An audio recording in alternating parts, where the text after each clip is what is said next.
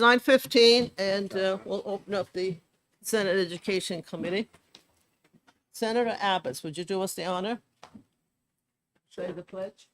I pledge allegiance to the flag of the United States of America and to the republic for which it stands, one nation, under God, indivisible, with liberty and justice for all. I need a motion to go into executive session. Second. Motion for execs, seconded, so Prentice Abbas, yep. For the record for Ryan, that's what I just, he sees that. We're on a last name basis now. Okay, the first bill that I had written down is 115. That's not going to happen today. I was jumping the gun, and we still need some more information. So 115 is not going to be exec today. So the next one is 781. I'm sorry, but no, 324. 324. 324. Relative to prohibiting obscene or harmful sexual materials in school. I'd like to make, can I make a motion? Senator Prentice? Sure, inexpedient to legislate. Senator Prentice has an IPL.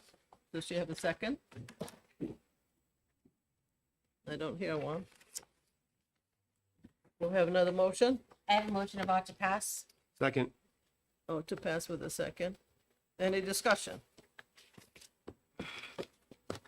Senator Prentice. Thanks. So I am, why I wanted to ITL this is, first of all, we do have a Senate version, which even though I'm not I think this is between, it's been handled locally between libraries, school libraries and parents, and sometimes, and in some cases, school boards for a number of years. If I had to pick one, I would pick the Senate version. So I, just am concerned in where the ground that we're wading into with this. And again, I think systems already exist, and that's why I am opposed to this. And if I had to pick one, I'd pick the Senate version, and I don't even like that. Thank you. Okay. Any other further discussion? Hearing none. Are we ready to vote on 324, Afan? Yes, ma'am. You'll have a note to pass, and I have a second. How do you vote? Aye. Aye. No. No, So that's 3-1. Who wants to take it out? I'll take it out. Move for Sullivan consent. will Oh, John- take it out. Do you want We move Abbott will for, take it out? move for Okay. consent. 3-1, I guess we could. Yeah, we can move to consent. to, second? All those in favor of consent? Aye. Aye. Opposed? Consent? I'll put it on consent, and if I'm gonna speak to, I do wanna see what happens with the Senate version, so. Okay. um, sorry, Okay, who wants to take it out? Abbott's taking it I'm out? taking it. Sure. Okay. Okay, that is 324.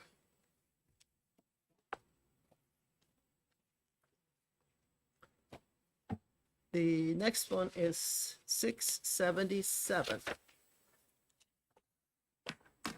That So has to do with the EpiPen supply in the schools. I'd like to make a motion of ought to pass, and I'd like to speak to my motion. And I'm gonna second it. I think that, Senator Sullivan and I have a little work to do on this. Yes. Okay, So, good. that's what I want to, I'd like to Beautiful. pass it with an amendment with Senator Prentice's suggestion that we have have the opportunity to have a fund set up. Should she's got it already, because that's how good she is. And there was one other suggestion from the sponsor, actually, that to change the language of the school hours language. It says, let me get to it. Most school hours Line are 7, starting at line go 19. Yeah, designated assistant personnel. Sure, I'll let you take it from there. okay. School days are covered by as many hours as possible. So we should change that to all hours of the school day, or something that we can agree on for language that covers that. I did speak with a school nurse who was in supportive of it. She said they do have people there, several people that are trained in this, that can do it, and that we felt that having it open like that might be sketchy. That's always been my concern, yeah. So- Yeah, so. I love it when we're in sync, Senator Prentice. I do too. So this is, I think, either being silent or saying when the school, for all school hours, yeah. when the school Is in is session. in session. Okay, And the fact that the nurse and the principal can decide who these personnel are mean that they can do this everywhere. I agree. Okay. We're off to a Okay, good so start. how do we want that to read?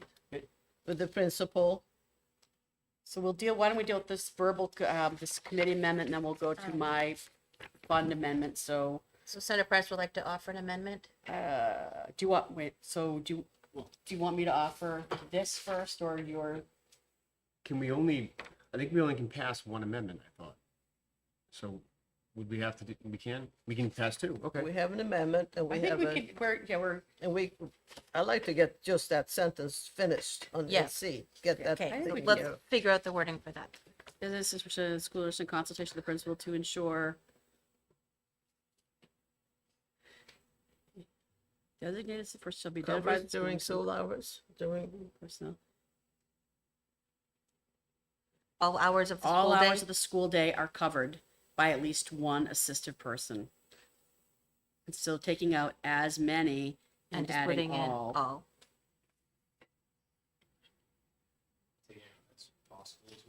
all hours. All hours Yep, of as possible, so. all hours of the school day. To ensure all Thank you. hours of the school day Are covered are covered by by at least one assistant. Okay, you got that? Yep. Okay. Now we have an amendment, and I have to take a quick read of it, because I haven't seen it. And I'm happy to speak to it while you, I'll Okay. just give you the brief Sure. overview. This is the same thing. This is the same, so this is amendment 1791. It is identical in the format and the structure as the amendment to the school emergency action AED bill that we passed recently that sets up a dedicated non-lapsing fund that gifts and grants can go into so that we can, because these are expensive, we can replenish. We have, if somebody wants to make a gift, we can, replenish the supply. So, or have a fund to replenish the supply.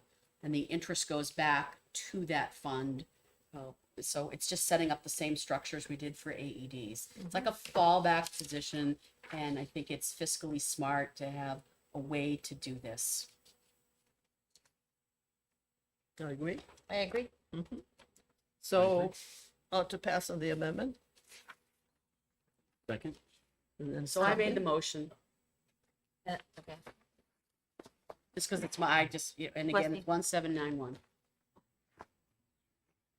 So we have a vote on the amendment?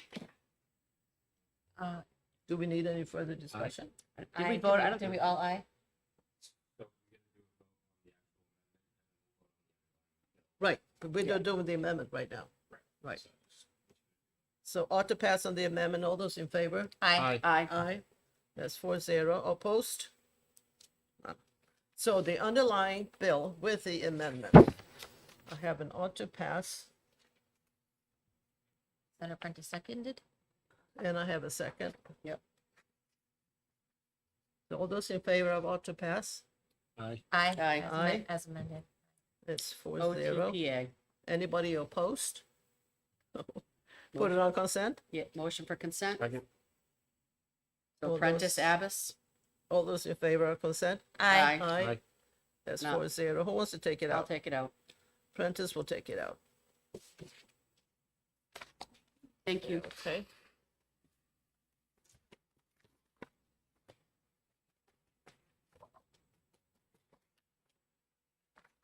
Now we have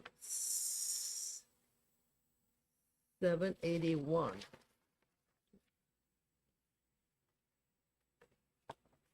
Establishing cell-free schools.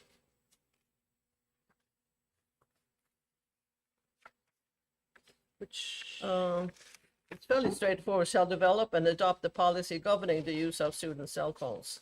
The policy shall, at a minimum, restrict the use of student personal cell phones during class instruction with a carve out for people who are Yeah. desperately need a phone for whatever reason. So I'll make a motion of ought to pass. Second. And I'd like to speak to the motion. A second.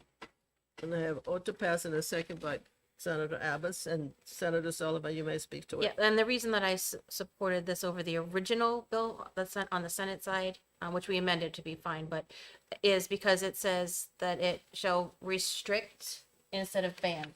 So that still gives the teachers the ability to, if they say they want to do, there's educational games that they use phones for, they could still say, okay, today we're taking it out to do this, and then you can put it back. So I think restrict is different than ban, and it still gives the teachers some flexibility in the classroom. Okay.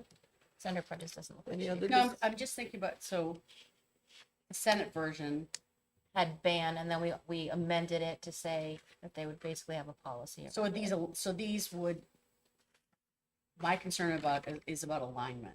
When you're doing two of the same things, two bills, same content, different bodies, because one is gonna end up being the one that's, predominant. So which is our preferred?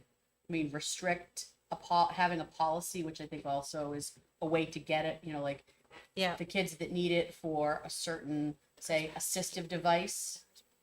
so ours, I don't know where ours stands in the House. So I think that's, might be the question. That we can work it out So because should we, committee of conference. We'll get out there. Well, it's not the same, they're different bills. And so I think- should we hold this until we see? I can't, What I I'm would- just pointing that way, Victoria, not at you, but at Senator Sullivan, Senator Abbas. What I will say, and I learned this from my experience in the House, is that the outcome of legislation is less predictable. So if we were to hold on to this or do whatever, who knows what could happen with that? I don't know the status of that bill, but if someone telling me it's going to pass in the House does not mean it's going to pass in the House. This is right in front of us, and I think if this language is acceptable, we should move forward, because this, what I've read on studies with the cell phones in school, this is a great policy. And whether it's, I'm not concerned about whether it's an HB or an SB bill. I think the policy is the most important. So I would say let's move this forward, and if there's two competing bills, whatever one signs second, one would supersede the other one, but I don't think they'll both go that far. Well, on the other hand, if we You can always table can this always as pull well. it off on consent and then change the designation. Or table it Right. later at a later date, but move it forward. Senator Prentice? I'm happy to vote on what's in front of us. I just, again, where the Senate has a position, I'm trying to sync up in my mind what that position is. And so as long as they are close enough, then I'm So good to I go. think the difference is we amended it to say that they will have a policy around use in the classroom. And this says that they will have a policy that at least restricts use during Instructional time. instructional time. I don't know that they're that far off from I don't each think they're other. that far off of that's my my opinion is that they're not that far Yeah. off. They get at the same thing. We have a position, as long as they're close to synced up, I'm good to go. Okay. Okay, When this comes to the floor, I'll make sure to look at the status of the Senate. Okay. so I have an OTP with a second, and I think we've had a discussion. Are you ready to vote? Yes, ma'am. All those in favor of O2P? Aye. Aye. Aye. That's 4-0. Any opposed? Not here. Put it on consent? So moved. So, yep, second. Yes. Consent. This former city council, I've been doing this for 5 years. I raised my hand because at city council, we always had to raise our hand. I can't break myself of that. You're getting That's some all right. chair exercises while we're sitting here. You may be on city council again, and then you want to remember. You never know. That's right. You never know. I don't think So who wants to take it? I think we still have to have a formal vote, Do you want to take it out? sure, but we need to have a formal vote before Ryan gets very angry with us. On what? The consent. Consent, so We had a yes with a I just nobody raised my objected. hand. You Oh, guys said okay. yes, so. Okay, So, everybody in favor is 4-0. yes. Sullivan is taking it out.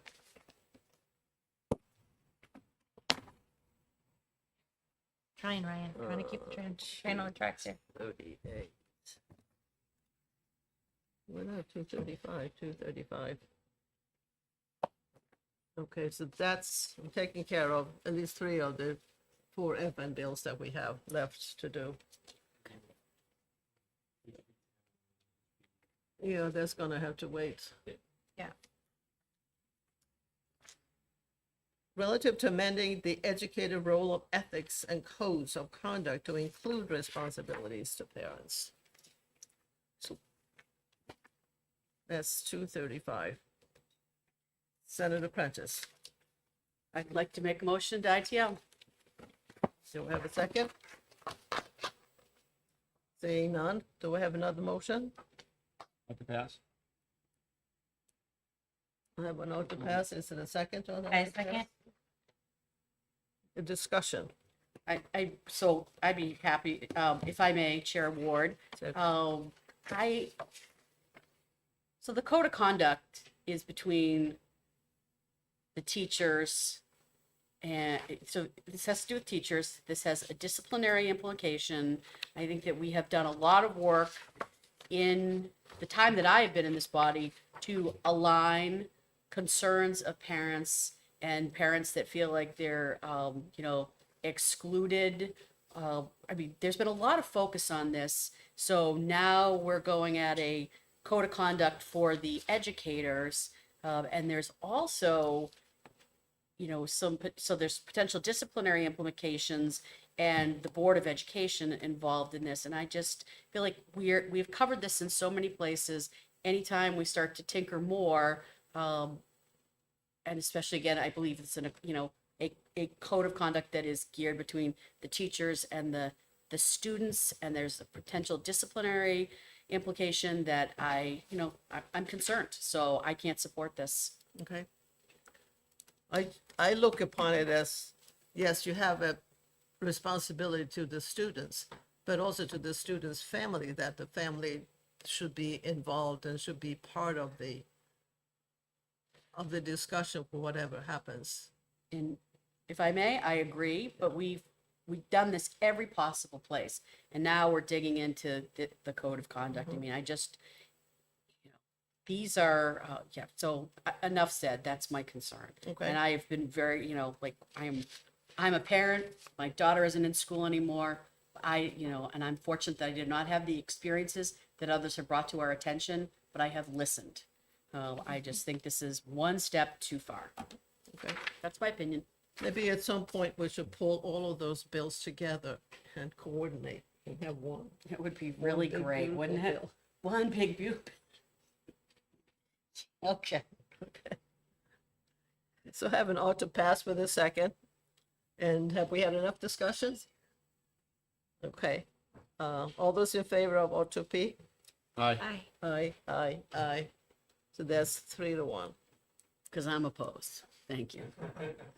Can we take that on consent? So moved. Second. All those in favor of consent? Aye. Do you want it on consent? Do you want it on consent? Sure, because the thing is, with consent, you can pull it off if you need to. Okay. So for now, I'm going to go with consent, and then we'll decide. I'll decide. Okay. Dale said he'll take it. You want to take it out? Sure. Abbott sticks it out? You did say that. I did. I mentioned something else, but Oh, You'll be standing, getting up and down. I owe you for last week. You need to do that. 354. Okay. then I've got- Relative to alternate certification pathways for career and technical education instruction. Do I have a motion on that? hold on.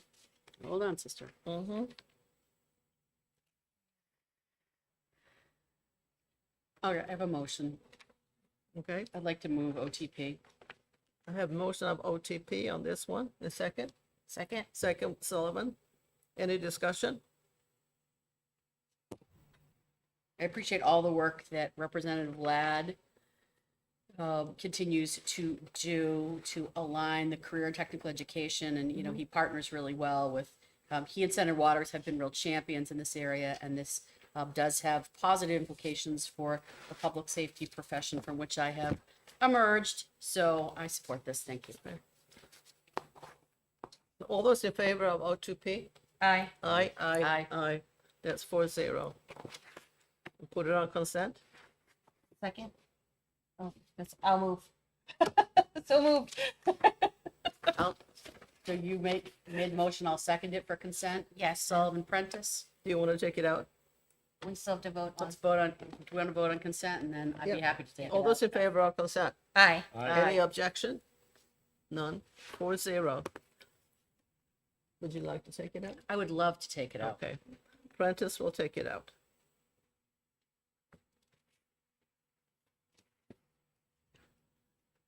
Oh, 361.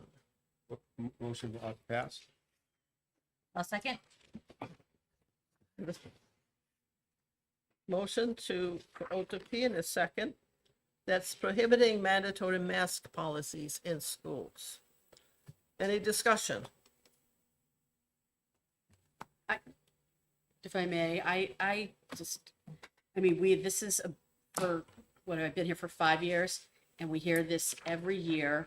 And I think, that our previous governor and even the Commissioner of Education, and I could be wrong unless he changed his position, both felt that, locals could make these decisions. And this is not about COVID. This could be about any type of, respiratory illness. Bird Oh. flu? It could be anything. right. And so, I mean, my comments from the hearing are on record, but I feel that this is one of the places where we have delegated to the school boards. And if school boards, some argue, well, school boards shouldn't be making these, then it should be the principal and the school nurse. Because right now we close down schools if, there's some type of, I know this is not talking about a GI bug, this is talking about respiratory transmission, but, schools make those decisions and say, we're gonna do this because we don't want everybody to get sick. And it gives them time to kind of clean the school out, get everybody, back in healthy shape and put them back in the classroom. I feel like we're interfering with that. And so that's all. Okay. Any other? Senator Sullivan? And I do not have respiratory. I just choked on my tea. So, Okay. but I think your point is exactly why parents are calling for this, because they don't want it to go back to kids being masked at the whim of something, right? We saw that we had a teacher talk about the developmental delays and the other problems that came with the masking. So I think that's why parents have, I know it's been up here before, and parents have asked for it to be brought back for these reasons. Senator Prentice? Thank you. And thank you, Senator Sullivan. I hear you. And I heard that from some parents. That was let us hope in our lifetime there is never another worldwide pandemic. Agreed. That was an extreme circumstance from which there were some lessons, like telehealth and things that were actually pretty good that came from that. There's some others that weren't so great that came from that. But I don't want to use that. For me, we can't use that lens to like, if that had never happened, we wouldn't be having this discussion. And probably when there was like a really bad respiratory illness or, one particular immunosuppressed child was going to wear a mask, those things would be happening, and so now we're taking a broad brushstroke, which that's my issue. But you guys, that's my position. You have yours. We're good. Okay. If I just may, coming from a person who wore a mask pretty consistently during COVID, I will say that the policies were all over the place. Some of them didn't, I'll be honest, it didn't even make sense. And I don't think, people say follow the science. Well, I mean, there was one ordinance proposed that would have, if I was on a canoe by myself, I would have had to wear a mask. I just seen this go way out of hand. But when it comes to the school, all right, and what I would say is there are masks that you can wear that will protect the person wearing it. Someone's worried about being sick. Trying to corral everyone into wearing a mask to protect them from that person. If someone is trying to protect themselves, there is a mask for that. And if they by choice want to wear that, they can. And I found it much easier that if you ask someone rather than demand it, it was much more effective when it came to the masking policies. And all I'm saying is that people can protect themselves, but requiring, especially young children, to wear a mask, not easy. And then it's distracting for them. They're playing with it. They're putting it in their. It's, I mean, elementary school kids. I wish. I know for one, if my son was in elementary school, he wouldn't be able to keep that mask on properly. I try to go in the doctor's office where they require it. Good luck. And I just say, we can kick us out because he threw it on the floor twice. It's what it is. Doesn't mean I won't wear it because it's, it's my choice. So I think, but mandating it to me is not, I don't think appropriate, especially for younger kids. And then when it comes to mandate and they don't comply, they can face discipline, stuff like that. And then they get blamed because if someone else does get sick, they blame, well, this person took them. It was pretty chaotic out there. So I think this is a good policy. So we don't make the same mistake twice. Okay. Any more discussion? I'm already on the record. I'm good. Okay, so I have an O2P and a second on 361. You ready to vote? All those in favor? Aye. Aye. All those opposed? Yes, I'm opposed. Okay, so it's 3-1. And you want to put it on consent? So, I'll second. Consent? All those in favor of consent? Aye. Aye? No? Yes. No, I'm gonna. yeah. Okay, I will vote for consent. The beauty of it is if you change your mind, you can ask to have it pulled. that's right. I wouldn't be the first person who's done that. Okay, all right, thank you. So I'll take it out. And that concludes the list I had. Alright. for So executive I will session. make a motion to come out of executive session. I'll second that. All those in favor of getting out of executive session? Aye. Oh, yeah. Aye. Aye. We are out of executive session and we will hear the first bill at 10:15. Oh, we got some time. So you can go out and get breakfast almost. This is it. Breakfast of champions. Right. Senator Prentice, I Senator expect better from Sullivan. someone with a medical background. You say that's your breakfast for champions? Well, actually, I have protein in it, so Okay. I did the cold brew and then I put Power Protein drink in it, so there's 30 grams of protein in All there. right. Wow. Okay. Should have known. So Should've known. I'm working it. So And I'm if only in playing every you, cup- like, this is usually my breakfast. I can't eat breakfast, and kids can't eat breakfast. I love breakfast on the weekends. My husband does too, I'm just never, There's something special about it. Okay? During the week, whatever. This is to get my like protein load started for the day. I will say, I miss making breakfast for my kids in the morning, on the weekends, because now they're teenagers. So like, they sleep until the time they have to walk out the door, Yeah. So that breakfast routine is gone. Some Sundays I get them, so. I think breakfast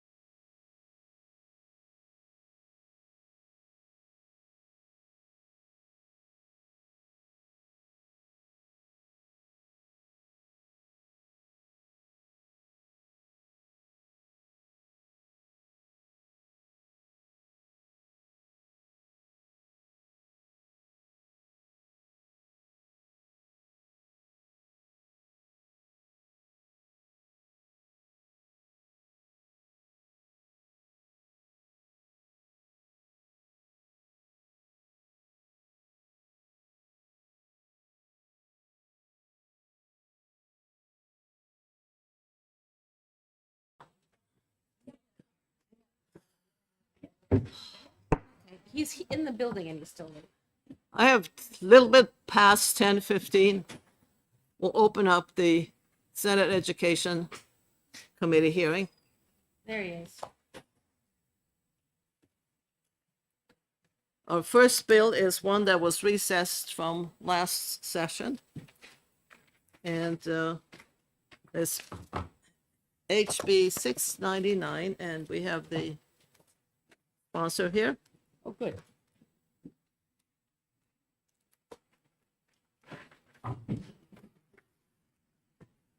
Welcome. Good morning. Thank you so much kindly for recessing this last week so that I could be here. I really do appreciate that. For the record, my name is Representative Caitlin Kutab, and I'm here to introduce House Bill 699. House Bill 699 was put in at the request of the DOE following a special education audit so that we would be in compliance federally. And the two biggest things that we were aiming to do were, one, ensuring that children who are receiving specialized instruction, such as reading, are receiving them from qualified specialists. We had some instances where, unfortunately, kids were receiving services such as this from a paraeducator, which just shouldn't be happening. That's not legal under IDEA currently, and it just shouldn't be happening. So we need to make sure that we're having kids get their education from the appropriate provider. Secondly, it's also adding in here that an education environment has to be approved by the Bureau. Currently, the program has to be approved, but the environment itself does not. And the reason why we need to do that is to make sure that kids aren't in inappropriate environments such as storage closets, boiler rooms. And yes, this really is happening, unfortunately, in some districts, and we need to make sure that it never happens again. It's entirely inappropriate. These are not safe places for kids. When school districts are checked to see if there might be, lead, asbestos, anything like that, they're checking general education environments where you're expecting a kid to be. You're not expecting a kid to be in a boiler room, so they're not necessarily checking that. So it can be completely unsafe health-wise. Unfortunately, when this was over in the House, there was kind of some misinformation that went around, and there was wide kind of opposition to the bill because of the misinformation that went around. There was some misinformation where parents thought that they were going to be losing their children's related services. That's simply not happening.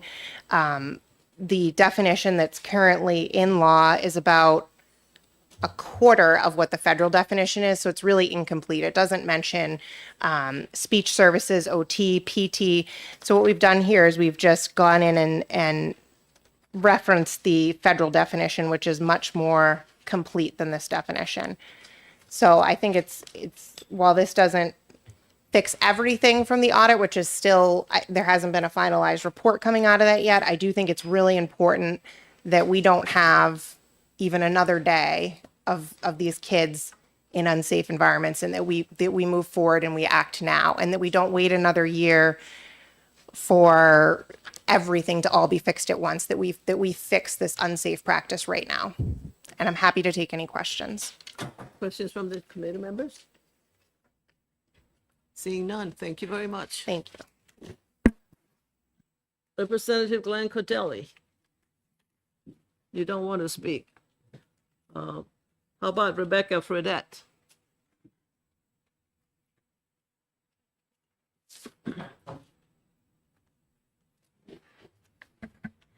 Good morning. Thank you, Chairman Ward and the committee.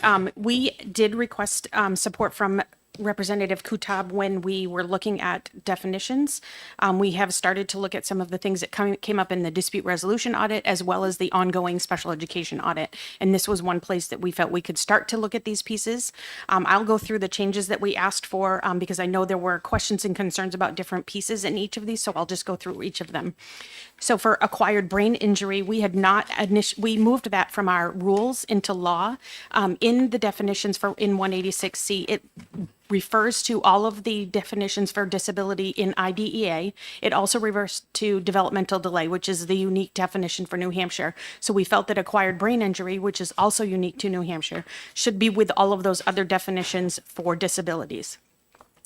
Representative Cordelli did reach out to the Brain Injury Association to ask for support in writing this portion of the bill. So he did get some language from them as to what they've, their input on how this should be worded for acquired brain injury. This is not new. It's been in rule for many years. We're just moving it from rule to law so that it aligns with all the other disabilities that are already currently in law.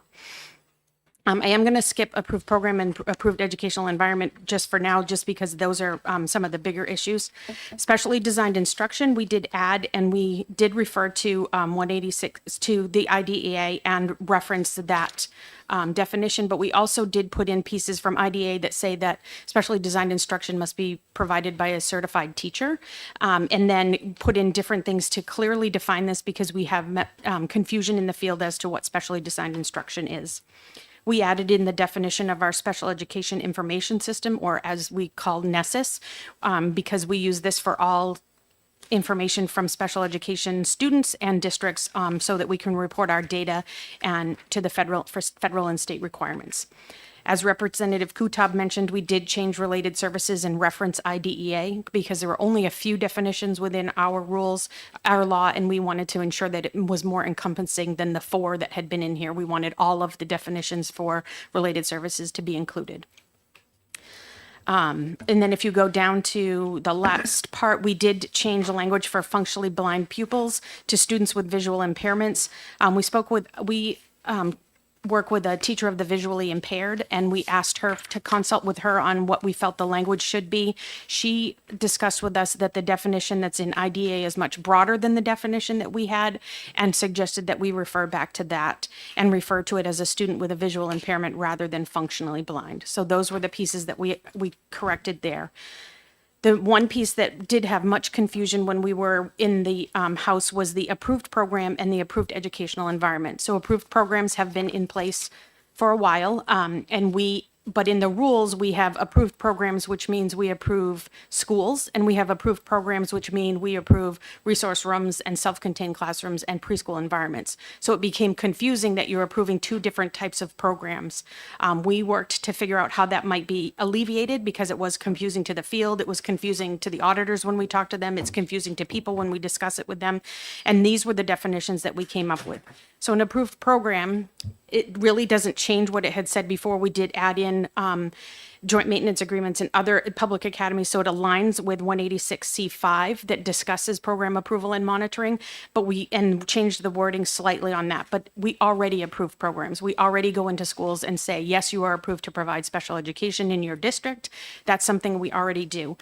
We did create the definition for approved educational environments. And this is an educational setting like a resource room, a self-contained classroom, a preschool environment, because we do approve those, and many people don't realize that we approve those, or that you need to have that program approved. And that relates back to Representative Kutab's concern about where students are receiving their services. We go in and we approve these, and they're on a cyclical process. So we go into the facility and we say, show us every one of your rooms or spaces that you provide special education services. So we are already doing this. We are just redefining it so that it's clear that it's 2 separate things. It's not approving 2 types of programs, but it's approving a program and an educational environment. An educational environment we took from the IDEA language so that it aligned with what they describe as educational environments. And I will take any questions. I think I explained all the changes, so I'll take any questions that you might have. So this bill aligns with what you want to see done. Yes. Okay. Any questions from committee members? Senator Prentice. Thank you so much, Senator Ward and Rebecca, correct? Yes. Thank you for taking my question. So in a few of these definitions, are we exceeding, I'm going to have a follow-up with what's in the federal standards? So program approval in general exceeds the federal standards. It's not something that's in federal language. It's something that's always been in state language. For specially designed instruction, people do feel that it exceeds. I do not feel that it exceeds. I feel that it just pulls together different pieces of IDEA and puts it into one place to say, this is what is required of you. But definitely a program approval and educational environment has always exceeded. Those have always been New Hampshire unique for I don't know how long. I would have to look back to see how long it's been in rule. So those do too. The rest of it does not exceed. Any other Follow-up. questions? A follow-up? So safe to say that we're in a space where we're not setting precedent in terms of exceeding federal standards. This has been the practice and it has not been challenged. No, if this has been the practice in the 6 years that I've been here, and as I understand it, for many years before that, and it has not been challenged. Thank you for answering my question. Absolutely. Thank you for the question. Seeing no other questions, thank you very much. Thank you. Karen Rosenberg.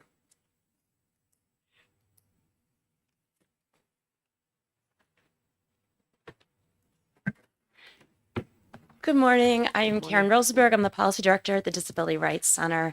And I have to tell you, our office is a bit conflicted about this bill. And here's why. It was based in part on an audit that no one has seen, that hasn't been released.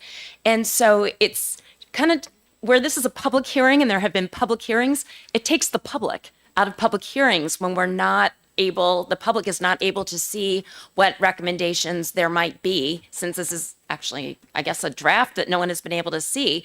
So it makes it very difficult to understand why some of this is being proposed or what else might be proposed to bring New Hampshire up to whatever standards may or may not have been identified by the LBA in the course of this audit that hasn't been released.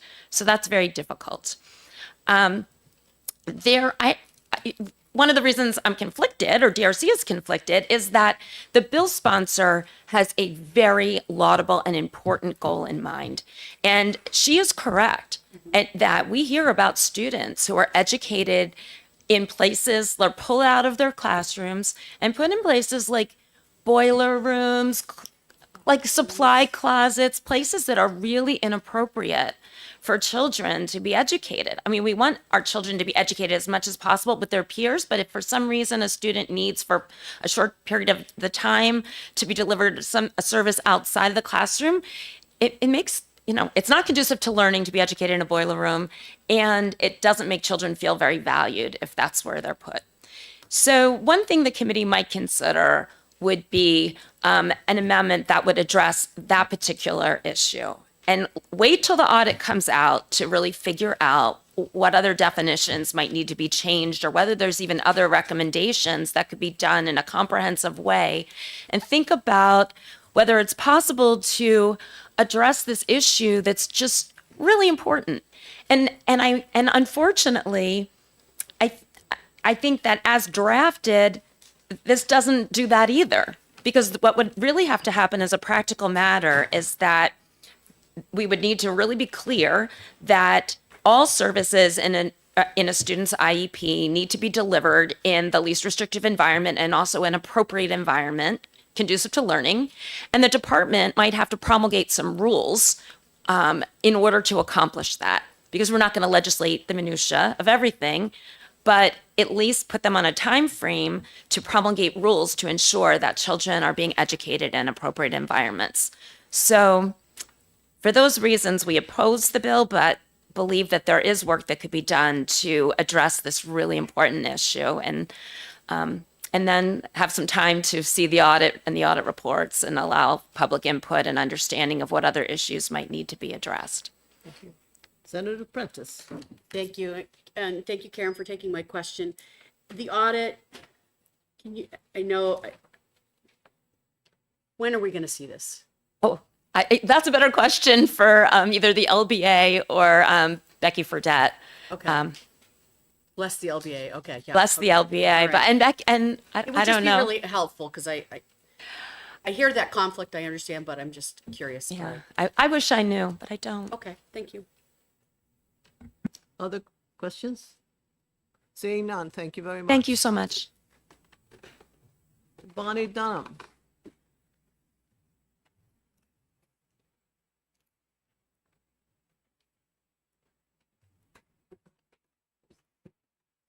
Sorry.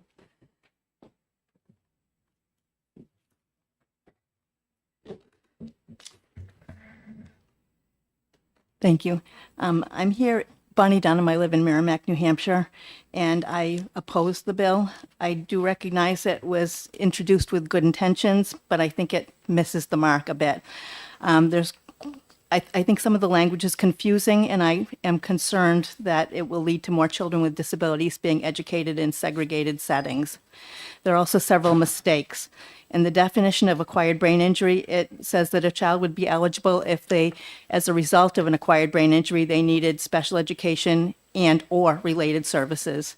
You can't be eligible for special education under this category if you only need related services. And so it should say special education or special education and related services. In the definition, in instruction in Braille, it says that all members of the IEP team must concur that it isn't necessary in order for it not to be in the IEP. IDEA just says the IEP team must make that decision. It doesn't have to be unanimous. In the definition of approved educational environment, it limits it to settings outside of the general education classroom, which seems not to be accurate, because in many places in IDEA and even in the New Hampshire standards, when it talks about alternative educational environment or educational environment, it includes the general education setting. Without a definition of general education setting, I fear that people will automatically conclude that it must be all education environments must be outside the general education classroom. I think they tried to make that better, but they didn't. In one section in the, they also use the term individual, it references the Individuals with Disabilities Act. It should be the Individuals with Disabilities Education Act or the Americans with Disabilities Act. There is no Individuals with Disabilities Act. That's a typo. And I mentioned it before the House Committee, but with 3,000 people registering opposition, it could have gotten lost in the just the blur of all of the stuff that was happening at that time. Because of New Hampshire's personnel shortages, when I looked up the requirements for people who are teaching through alternative and getting their licensure through Alternative 4, it doesn't say that they are certified, and so therefore they wouldn't be able to provide direct instruction, specially designed instruction either. With New Hampshire's personnel shortages, anything that makes it more difficult for a child with a disability to receive individual specialized, specially designed instruction in a general ed classroom would shift them instead to group instruction in a special education classroom. General education classroom should be the preference, and that is referenced in here, but this requirement, unless it's changed, would not make that feasible. The one thing I really liked in the original bill under specially designed instruction is that it included something saying that it does not involve lowering standards or expectations for the student and provides ambitious goals. That aligns perfectly with what IDEA and the Elementary and Secondary Education Act, or Every Student Succeeds Act, emphasizes, but that was removed. I'm not quite sure why. So I think that this bill has some good pieces in it, but I don't believe it's ready for prime time, and I hope that you would retain it so it could be made one that everybody agrees is appropriate. Thank you. Thank you. Any questions from committee members? Senator Prentice? Seeing none, thank you very much. Is there anybody in the audience who wishes to speak on this bill? You want to say, come back?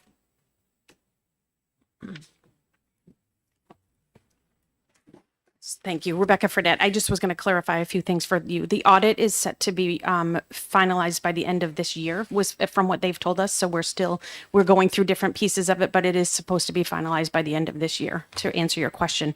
In regards to the personnel, IDEA does allow for the site-based licensing plan, because our credentialing department gives them an intern license and they are licensed through credentialing. They can be teaching specially designed instruction and they can be teaching special education students. So while you do need to be certified in the area that you are teaching, it does allow for that. It allows 3 years to be on a site-based licensing plan as an intern to receive your special education certification. So it wouldn't limit us for anyone who is on a site-based licensing plan. That is allowed within IDEA. No, I just wanted to clarify those 2 points for you. Thank you. Senator Sullivan? Thank you, Madam Chair. Thank you for taking my question. Nice to see you. So I understand that the audit could bring up other issues. Yes. Would you agree that it's best to pass this now and then address any issues the audit might bring up at a later date? I would say that there are many issues that we're going to be addressing, so we're trying to be proactive and get ahead of it. And we know that some of these things are things that are already issues, and so we're trying to do some of it now because there are many other things that we're going to have to come back and adjust and work on through that audit. So while I understand that it has not been released, we are aware of what their concerns were, and we're trying to address some of those early because we know we're going to be busy once it does come out. Thank you. Senator Prentice? No, thank you, Chair Ward. And so, Rebecca, thank you for taking my question. This fall is a follow-up to what Senator Sullivan just asked. So you're telling us that you know or have knowledge of what the results of the audit are going to be and believe that you're getting ahead of this? So they provided, I apologize. No, why don't we do that first?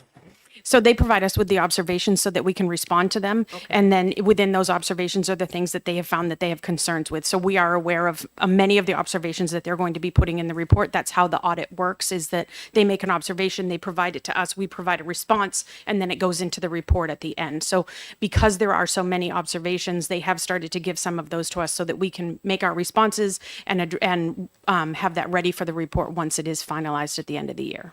Follow up?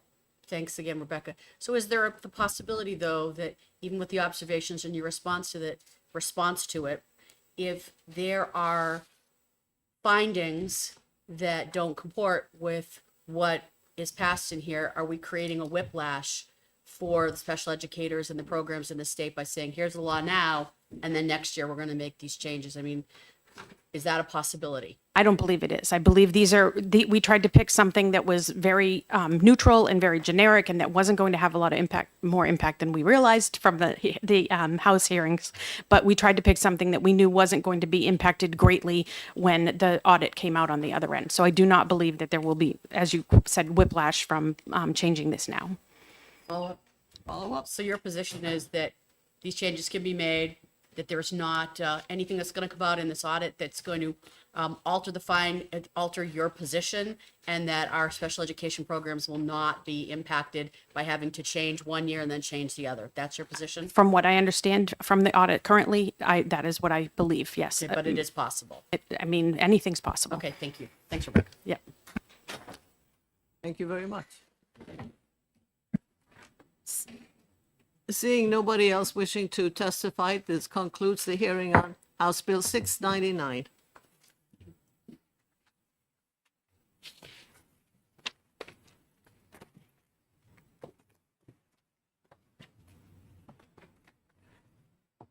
And we will move right into 532, House Bill 532.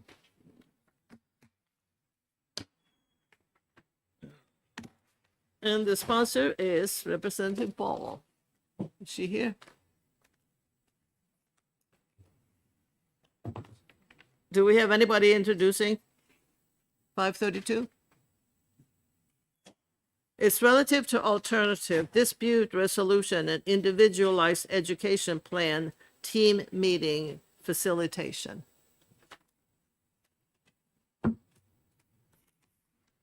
Representative Cordelli will introduce it.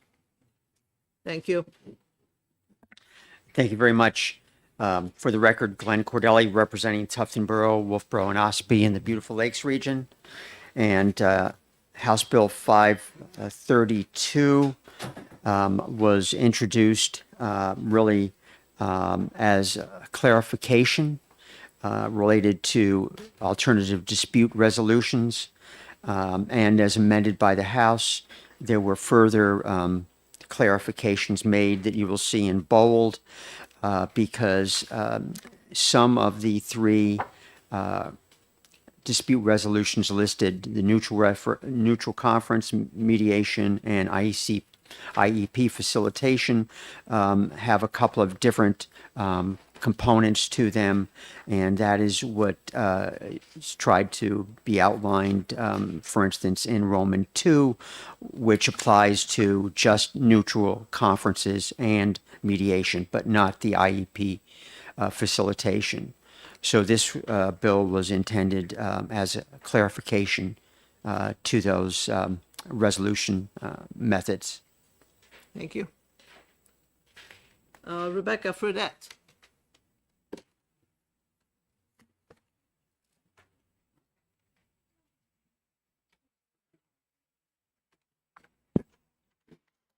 Thank you, Chairman Ward. Rebecca Fredette, State Director of Special Education. The initial bill had taken off IEP facilitation in this language, and we had just added IEP facilitation back into the language last year after the dispute resolution audit. So we did ask for it to remain, and then had worked with different people to adjust the language so that IEP facilitation could stay in there, but then it would distinguish between the three different pieces of dispute resolution. So we asked that IEP facilitation stay as we had just put it in last year. And I think that with the changes that were made, it clearly delineates between neutral conference mediation and IEP facilitation. Okay. Questions from the committee members? Yes, no? I said no. Okay. I'm good. Thank you very much. Bonnie Dunham.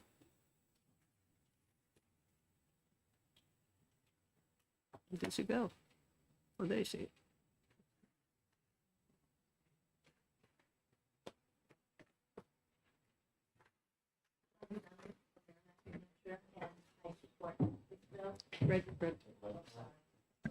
Bonnie Dunham, I live in Merrimack, New Hampshire, and I support this bill, which I haven't said a lot this term, and so yay for this bill.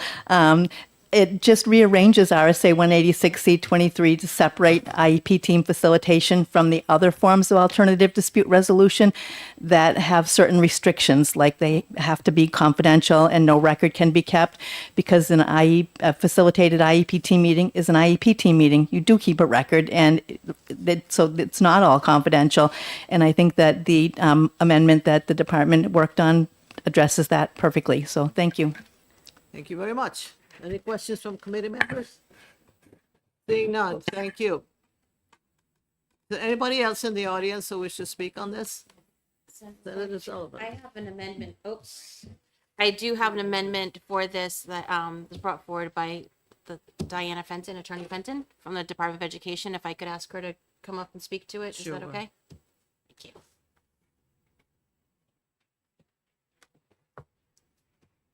Good morning. Good morning. Thank you, members of the committee. For the record, my name is Diana Fenton. Thank you to Senator Sullivan for her sponsorship of an amendment to the bill before you, House Bill 532. As spoken to by previous individuals, Rebecca Fredette and Bonnie Dunham, this was a collaborative effort on this amendment that you see before you, this bill as amended by the House. It was recently brought to my attention that paragraph A that you see on lines 16 through 27, this language here is really redundant to language that is found in RSA 186C7, and I'm happy to repeat that citation. 186C7, paragraph 6 was added in last year as a response to the dispute resolution audit that the department went through. And we worked with Representative Cordelli, Representative Ladd, the special education advocate, to put that language into 186C7. And as such, the language that's proposed in House Bill 532, lines 16 through 27, is redundant. So the amendment would be to strike that language. I did reach out to Bonnie Dunham to see if she was agreeable to the amendment, because we had done so much work with her on House Bill 532. I certainly don't want to speak for Ms. Dunham, but my understanding is she is in agreement with that, and I'm happy to answer any questions. Seeing none, thank you. Thank you very much, and thank you, Senator Sullivan, for your sponsorship. Anybody else who wish to speak on this bill? Seeing none, that closes the public hearing on House Bill 532.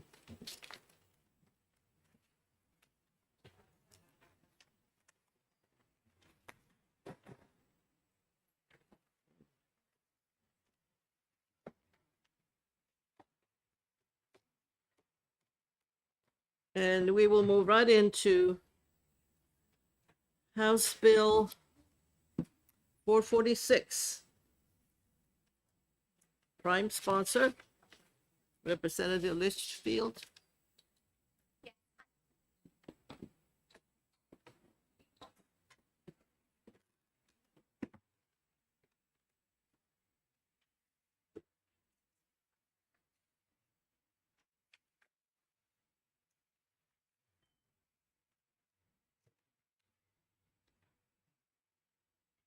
Go ahead. Good morning, Chairman Ward. Thank you. My name is Melissa Litchfield, and I represent the towns of Brentwood, Fremont, and Danville. In current statute, all non-academic surveys except the Youth Risk Behavior Survey are opt-in. As amended, this bill seeks to remedy an inconsistency in statute and have all non-academic surveys opt-in. This would include the Youth Risk Behavior Survey. I want to make very clear that this bill does not abolish the Youth Risk Behavior Survey and reiterate it would simply be opt-in. This survey has nothing to do with academics, and it is yet another step closer to having our local schools be social emotional agencies. The survey is not about the students, it is tied to local organizations possibly receiving grant money. Take note as you hear testimony today, the opposition to this bill is from groups who will solicit funding from this survey. There are too many contradictions regarding this survey. It is meant to be anonymous. Therefore, even though the questions are quite direct, pointed, and leading, there is no way to help any individual student in crisis. On the other hand, the test is given at a local school, within a classroom, and the first 6 questions are age, sex, grade, race, height, and weight. With this level of detail, will students be comfortable being honest? We were given testimony that many of the questions are triggering for those who have experienced trauma. Recently, we had a speaker at the well reading from certain materials available to students in schools. Members of the House legislative body who are adults were calling for him to stop and shouting that he was insensitive, and this may be triggering for members of the House who may be victims of sexual assault. Yet we want to ask detailed, intimate questions which may set a school-age victim into a tailspin. During the hearing for this bill, we received testimony that a young man took his life after taking the survey. These surveys are intrusive and quite lengthy. The middle school survey is 76 questions, and the high school survey is 98 questions. Should the child make it through the extensive survey, they walk away with specifics on how to control someone in a relationship, ideas on how to hurt themselves, cutting, burning. I didn't even know burning was a thing, to be honest with you, until I looked at the survey myself. They are given an extensive list of vape products. They are given names of drugs, K2 or Spice, a list of forms of cocaine, powder, crack, and freebase. They are given ideas of alternatives of how to get high. Have you ever sniffed glue, breathed the contents of spray cans, or inhaled any paints or sprays to get high? There are sexually explicit questions that no employer would be able to ask of an employee or coworker, yet these questions are being asked to children. Testimony was shared that often children horse around with their answers and do not give accurate answers.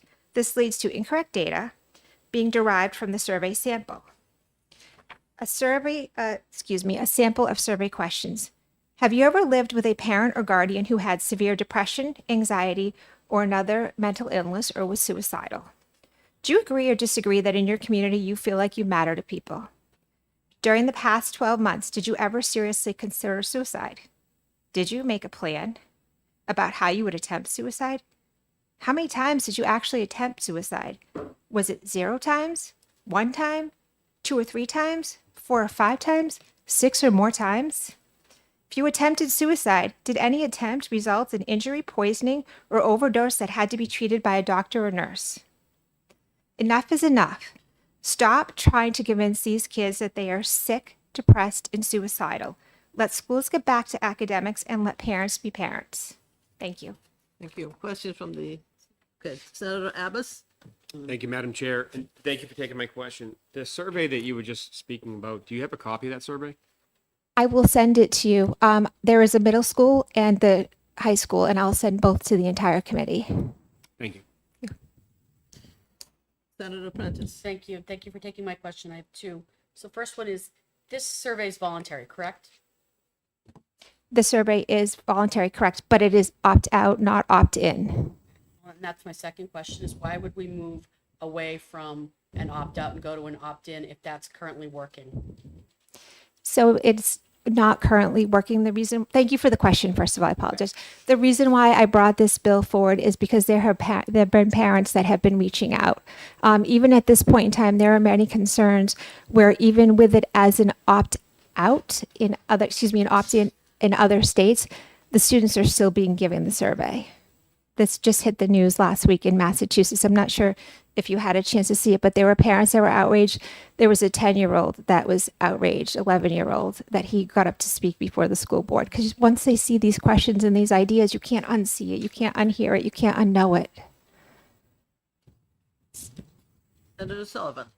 Thank you, Madam Chair. Thank you for taking my question. Thank you, Senator. These surveys always get me because I don't understand why putting your child into a public school all of a sudden makes them fodder for data for any organization that wants to come in. And I too have gotten complaints from parents because although it's an opt-in, the schools do not communicate it well. It gets lost in emails. There's a lot of reasons, but my biggest concern with this is the invasiveness of the questions. And are you aware that although it is said to be anonymous, the teachers are able to figure out exactly who the student is based on the first few questions that you said here today? Yes, Senator, this is what I have heard. Thank you very much. Any other questions?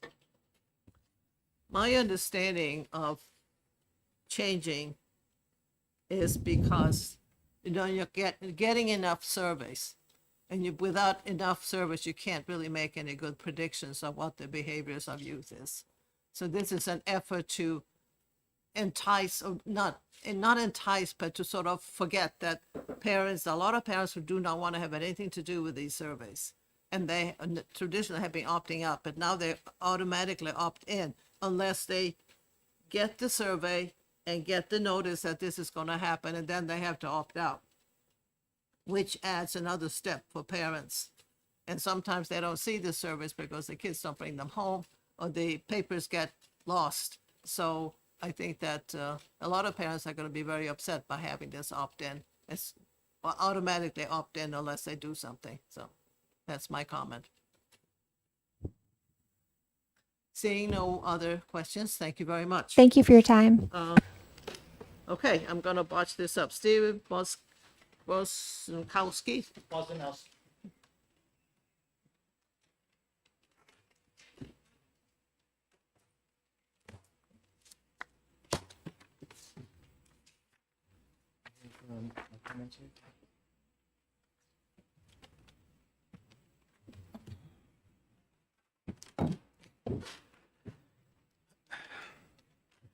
Good morning, Madam Chair and Committee. Thank you for allowing me to speak this morning on this important matter. My name is Steve Bozanowski. So first, let me give you a little background information on me. I live in the town of Amherst with my wife, my daughter, son-in-law, and 4 young grandchildren. I've been retired for 7 years after a 40-year career in high tech. I studied mathematics in college and have always felt comfortable handling and analyzing data. I think there's great value in using data to make informed decisions. Something else about me. 15 years ago, I lost my 21-year-old son, Jeffrey, to suicide. Jeffrey was a wonderful young man, and I miss him dearly. Like a lot of other survivors of suicide loss, when Jeffrey died, I couldn't help but think if things had worked out differently, if he had gotten better treatment or earlier treatment, that he might have survived and be alive today. Over the last 15 years, I have gotten quite involved in the suicide prevention community. I currently serve on the New Hampshire Suicide Prevention Council. I've learned a lot about mental health and suicide prevention over the past 15 years, and a lot of what I've learned is based upon analyzing the data that we have available. I think it makes a tremendous difference when we have quality data to set the right policies to prevent future suicides. That's why I'm here this morning to talk about House Bill 446. The Youth Risk Behavior Survey has been providing public health experts with valuable data for over 30 years. It has enabled more effective policy development, and as you've already discussed, parents have the right to opt out right now. If this legislation passes, fewer young people will participate and the data will be of lower quality. As a parent who lost his son to a senseless tragedy, it makes no sense to me to hamstring our policymakers by lowering the quality of our data. I urge you to oppose this legislation. Thank you very much. Thank you. Questions from committee members? Senator Prentice? Thank you for taking my question. I'm just going to call you by your first name because I'm not going to Yeah, attempt sure. to pronounce your last one, Steve. So thank you very much. And I appreciate that you came today and that you shared with us your personal narrative. So is it your position that using this data informs prevention strategies that could prevent, suicide and other, self-inflicted harm that we see with, we'll just start with teenagers. Is that, using this data, is that your position? Thank you for your question, Senator Prentice.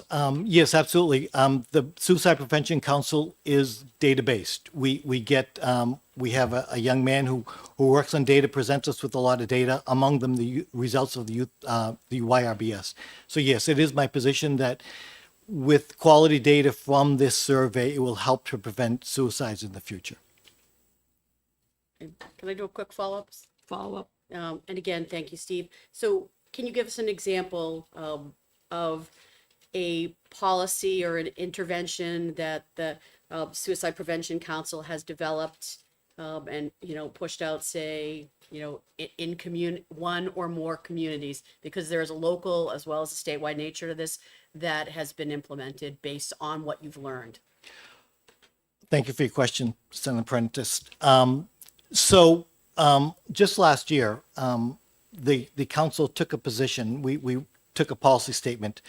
It turns out one of the communities that we're really concerned about, that is a high risk for suicide, is the LGBTQ plus community. And there's been a number of pieces of legislation that have just been offered that really threaten the LGBTQ plus community. And we made a statement to send to legislators that just, submitting these policies, this legislation, just voting on them, whether or not they pass, harms that community. There's research that shows that just talking about harming that community raises the prospect of suicide for them. Okay, thank you. Any other questions? Seeing none, thank you very much. Thank you so much. Audrey Friedman.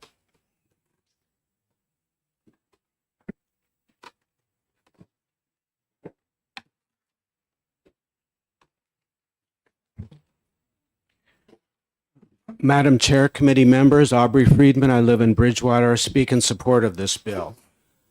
Bless you. Unless people actually look at the questions on the survey, I think you'd be shocked. Like the first time, everybody's heard of it by now, but when you actually look at the questions,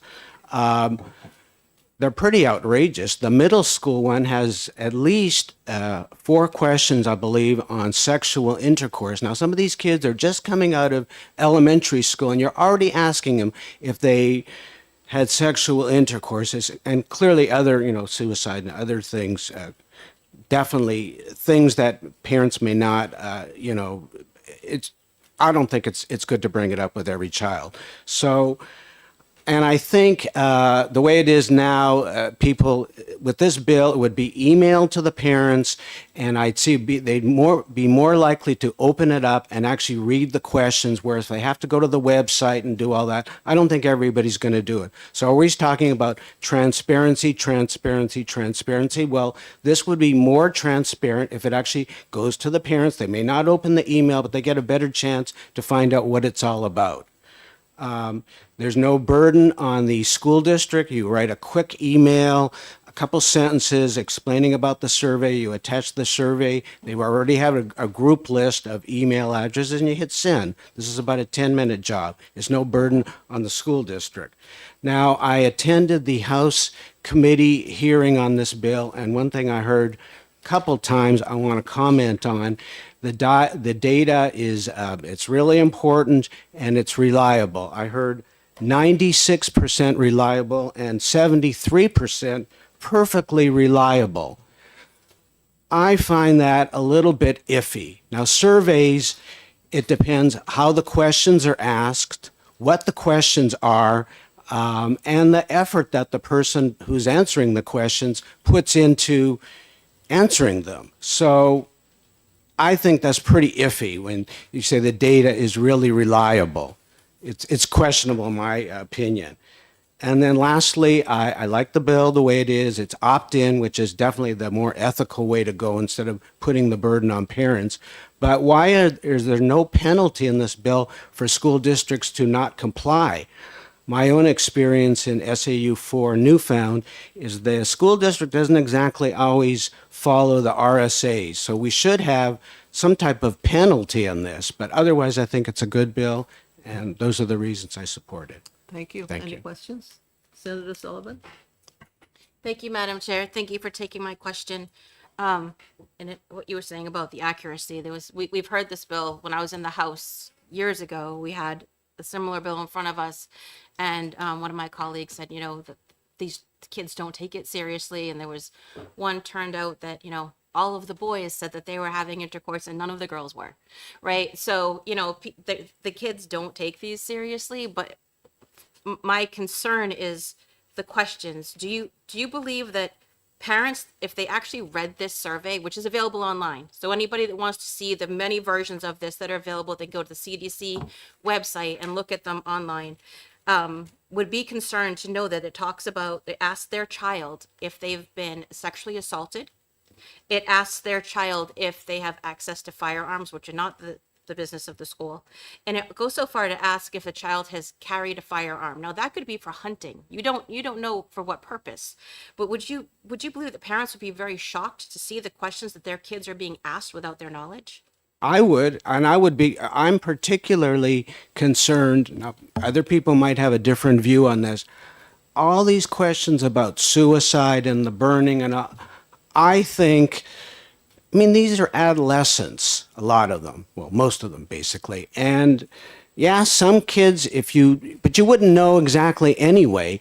I am of the feeling I wouldn't bring up this issue. I think it puts ideas in kids' heads that, they're adolescents. They're already in a turbulent stage as it is.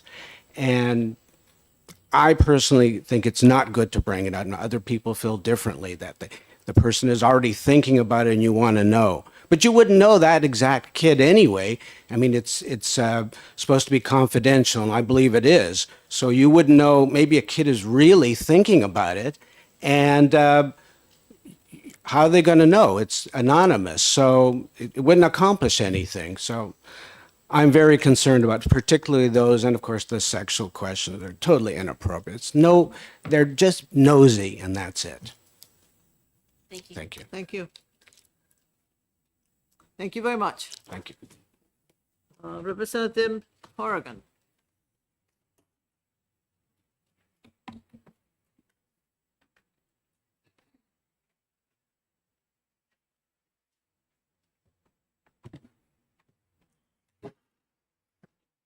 Thank you. I'm Representative Timothy Horrigan for Stratford County District 10, which is the town of Durham. And I sponsored two bills a number of years ago, I think back when Senator Sullivan was on the House Education Committee. And I remember she referred to an incident I remember from one of the hearings. So we did a bill about the YBRS, which was mostly actually trying to and we're trying to increase the participation in it. I think it's I'm not prepared to say that it's perfect, or there may be some things that need to be changed, but it's a valuable survey, and even the questions on those sensitive topics, those are definitely issues that young people, even in middle school and even elementary school, deal with in their lives. And I think, at least in my district, the parents in my district believe in telling their children the truth.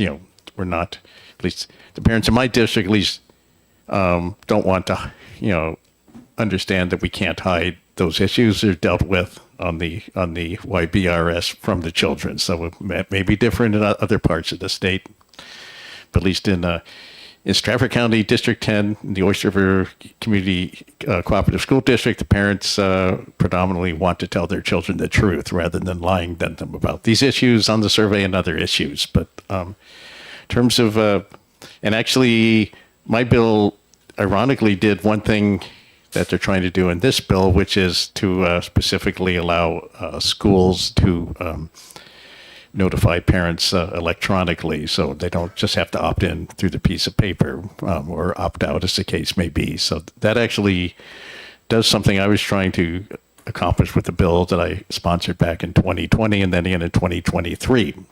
Something else we put in there, which is missing from this bill, is language about charter schools, which are public schools. Right now, the way the law is, if this bill passes, you'd have different rules for whether it's a school that's part of a school district or a charter school, and they're both public schools and they both have the same requirements. Of course, like all these bills, it also leaves out all the schools that are receiving state funding through whatever you want to call that program, the EFA program or the voucher program. But that's that's an issue. It's outside the scope of this bill. But we do have a large number of private schools now that are essentially receiving state fund. I mean, I know they launder it through the scholarship organization, but the money's coming from the state. So I would say actually, so there is the part about the email. There may be a good idea in there. I would still think it should be an opt-out survey because it's an important survey. The issues on it, some people may want to hide their children from it, but most parents probably don't. And so I think we should keep that bill in. And there's been some questions raised about how the tests are, how the questionnaires are processed. I think probably if you're concerned about that, you probably, before you proceed on the bill, try to get more detail about the nitty gritty of that. I do see there's people here from the Department of Education, because I wouldn't necessarily rely on what the sponsor said or even what I said about about what they actually do with the surveys. Usually, I did formerly work in educational testing a long time ago. That's a somewhat different thing, but we scored the tests anonymously, but we did have a procedure in place in case a child who responding to the on those tests seemed to be in danger. So we did have a way of linking back to the original student if, for example, students talked about suicidal ideation on their open-ended questions. So that's, and also I do know if if people aren't taking the responses seriously, if they're just messing around with it, they have various ways they can test for that. So the people who make up this test, they're not morons. So they're aware of that possibility. So they have ways of seeing if they're getting totally bogus responses. And Okay, thank you very much. actually, my experience that didn't really happen that often on the achievement test. But anyway, I see there may be a question here from. Senator Sullivan. Thank you. Thank you, Madam Chair. Thank you for taking my question, Representative. I'm Yep. a little confused by your testimony. Well, Because this is a survey Yeah. of questions. Yeah. Have you read it? yes, I'm familiar with it. Yes. Okay. But in your testimony, you stated that parents may not. There are parents that do not want their children to have this information. So Yes. can, That's what I thought I heard from like the previous people who testified before me, and but okay. but you're stating it in a way that this is educating students in some way instead of asking them just survey questions. So can you clarify your remarks for me? What I was trying to say is that there's a lot of very difficult issues on the survey. I don't think any of these young people who are responding to the survey don't know about these issues, haven't thought about them, haven't discussed them, or at least tried to discuss them with their parents. I don't think there's anything in there that that our students, that our elementary and secondary school students aren't very well aware of. So I think they're all 100% of them are probably aware that these issues exist and have thought about them and have thought about how they apply in their lives. I don't think anybody's hearing about any of these topics for the first time when they take the survey. So Follow up. Thank you, Madam Chair. Thank you. So you're suggesting that the elementary, middle school children think about sexual assault and think about being sexually assaulted by a family member? it happened. People, You're saying all now, so I just want to clarify. whether it's all, but that's something that happens to a lot of people in elementary school. So it's happened even to people I knew when I was in elementary school. So, and that was a long time ago. That was back in the good old days. But yeah, so I would say probably they haven't. Obviously, most of the. I think that it's a possibility, like at all ages, and in all social environments, no matter how sheltered you think they are. So I don't know, not sure what else to say about that. But young elementary schools students are being sexually assaulted. It's a tragic thing, but it's true. So, Thank you. Any other things in here? Thank you very much. We're running close to our shutting down time at 12 noon. So anybody else, I have a couple more people talking. Yeah, I'm calling you up. I have more people talking. But I want to have you, if something has been said, don't repeat it. If you have something new, let us know. And if you have a written testimony, give us a copy of it and summarize it. So the next person will be Vicki Harris. What? Want to start going 3 minutes? What? Do you want to go to the 3 minutes? Yes. Okay. Ryan, you want me to? This is 446. I can't do all of these. Some of you have come in much later, and I have a whole sheet here with people who like to talk. And you're going to have to be limited to 2 minutes to say what you want to say. Okay? Because otherwise, we're not going to get through this at all. So, Vicki Harris, Good morning, my name is Vicki Harris. I work for the Dover Police Department. turn on your mic, please. You want to take the time? I work for the Dover Police Department, and I'm also a parent of 2 young children. I'm here to oppose this bill. We, at the police department, the Dover School Department, a variety of health organizations in our community rely on this data, not only to receive federal funds. We've received over $3 million in federal funds to address youth substance use, but we also use this data to track what we're doing. Are our programs successful? Do we need to shift from addressing tobacco use to addressing vaping? So we use this data in a variety of different ways. I want to emphasize that if parents have to opt their child into this survey, it's no longer a random sample. So it impacts the reliability of the data. We've heard questions about parents' mental health, or questions about students' home lives, and those students tend to be the most at risk, and those parents are the least likely to opt their student into a survey if they feel like they're being asked about their mental health. I know that there's been concerns about whether the survey is anonymous, and yes, there are questions that could identify students, but the state does a really good job protecting that data. Schools don't get the raw data so that they can identify individual students. If the results of a question are below a certain percentage, we don't even get that percentage because it's too small. So I submitted written testimony with some more information, but really urge you to oppose this bill. Thank you very much. We have your written testimony. I appreciate that.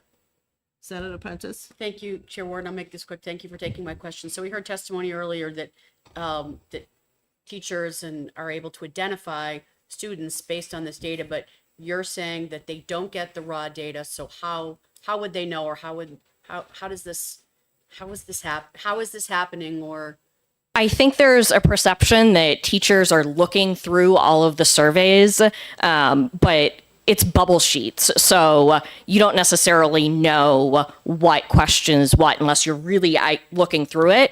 Our school district requires that the students put the survey in the envelope so the teacher doesn't even see it, and a student then brings that down to the main office. So the teachers can't look through it. And without that raw data file, it would be really hard to identify individual students. thank you. Thank you. Thank you very much. So, Thank you, Madam Chair. Thank you for taking my question. Would you be surprised to find out that I had somebody reach out to me that identified themselves as a New Hampshire public school staff member that said they use this to actually identify children to give them services? That's not the way that the survey is designed. So I can't speak to what other schools and districts are doing, but I know that doesn't happen in our district. Thank you. thank you very much. Nancy Biederman.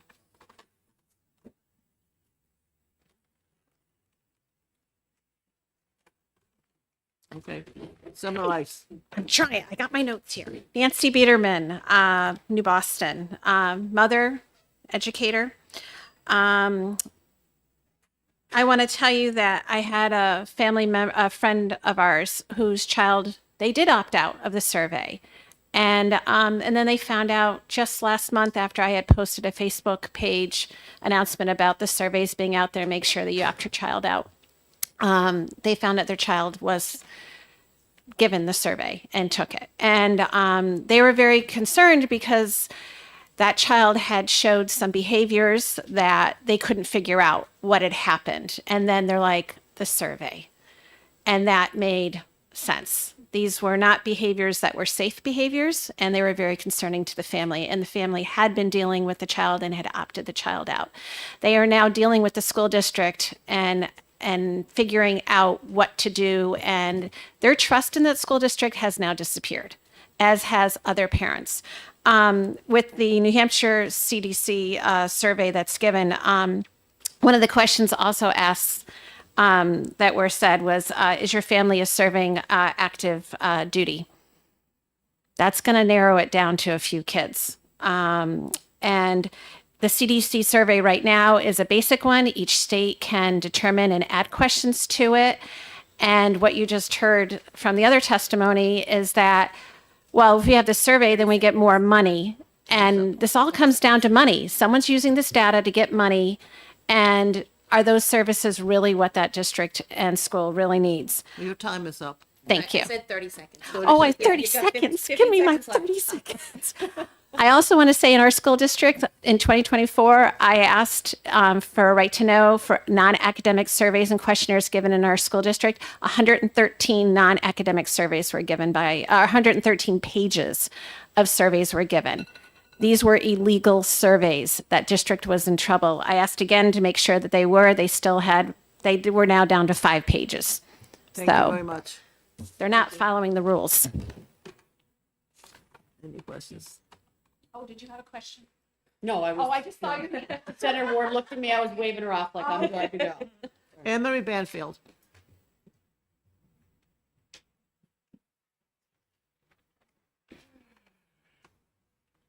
Good morning. For the record, Anne Marie Banfield, I'm a parental rights advocate. Been doing this over 20 years, so I'm very familiar with the survey and how we proceeded to restrict the other surveys.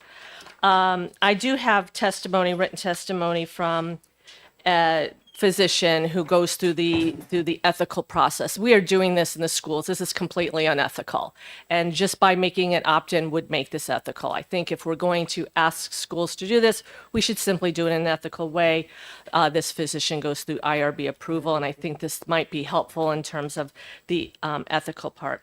I'm just going to go through some of the issues that we've had with the surveys. For instance, I've heard from parents, so I'm going to relay some of the stories. In one school, based on what the surveys did, they were showing a bullying video to kids, 4th grade. One parent says her daughter comes home from school in tears. They had showed a video of kids beating each other up, and the little girl reported she was upset, she was crying. this is what comes in after the survey. So these are some of the programs. And the boys were high-fiving each other, going, oh, what a great idea. So they were learning how to bully through the bullying program that came into the school. The DARE program, I mean, years ago, parents were complaining that the DARE program was actually encouraging, I don't think it's meant to do that, but had encouraged their kids to use drugs and alcohol. That's a problem. Sniffing glue, that's what addressed this with the earlier version of this law. Parent in Bedford had said, oh great, his son took the survey, now the kids in the school know if they go sniff glue, they're going to get high. So it's teaching them things. So where's the efficacy in these programs? Like we hear about, oh, we got to bring these programs in. How effective are they? I've got a lot more to say, but I will respect your your timer. Thank you very much, Anne Marie. Yep. I don't see any questions from the mic. Thank you. Okay. Fern Southsiden.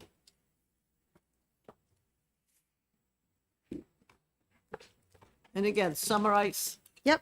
Don't repeat something My that name we've is already Fern heard. Seiden. I'm the Director of Student and Staff Wellness for the Concord School District. I'm writing to express my strong opposition to this bill, and we really understand that parent notification around this bill is very important and to teach parents and students about it prior to doing it. But we very much support the way that this impacts how we run a school and what we do inside of our schools and how we help kids. The kids are not necessarily, if you think about how much they're learning online, of 6 to 8 hours of being online all over the internet, I would sort of weigh that with one data point during a school day where they're learning things. They learn from each other, they learn from social media all the time. And because these things are happening, if we don't get ahead of it, we are just chasing our tails, trying to understand what is the most latest trend. Our students have serious challenges. The Concord YRBS data showed that 50.2% of girls felt sad and hopeless most of the time, which are depression symptoms. That 20.3% of students seriously considered suicide in 2023. 16% reported they were offered, sold, or given drugs on campus. That was lower than the state and regional average. These are not just numbers, they represent real kids, and we need to get ahead of this to protect them. By getting rid of this, by making this so difficult and onerous to be able to use this as a way to support youth and families, we're actually taking the rights away from families to have safer schools and to have safe schools. We would have no idea what's happening in our schools without being able to ask questions. So I strongly urge you to think really clearly about, rather than based on particular complaints and one-off situations, rather look holistically. Thanks so much. Thank you very much. Questions from Senator Abbas? Thank you, Madam Chair, and thank you for taking my question. I appreciate the concern that perhaps less students would participate in the survey if this policy was adopted. But is it possible that the reason for that having less participation is the survey itself is the problem? I think that schools are not equipped to gather and collect 1,700, 2,200 parent surveys and to track them all. You'd have to fund somebody to be able to do all these surveys. One of the things that all of these restrictions is the total reduction of student voice. Most of the time now, we don't ask, hey, do you feel like you belong in school? Let's find out the level of belonging in school. Which is completely linked to positive outcomes for students. We can't ask questions of students because of these bills and without that knowledge, we don't know how and where to strengthen. We've had students now studying the YRBS data themselves and now forming a committee in order to put things into place to help students. They said, feeling that you matter. 54.3% of students felt that they agreed that they're in their community. They felt they mattered to people.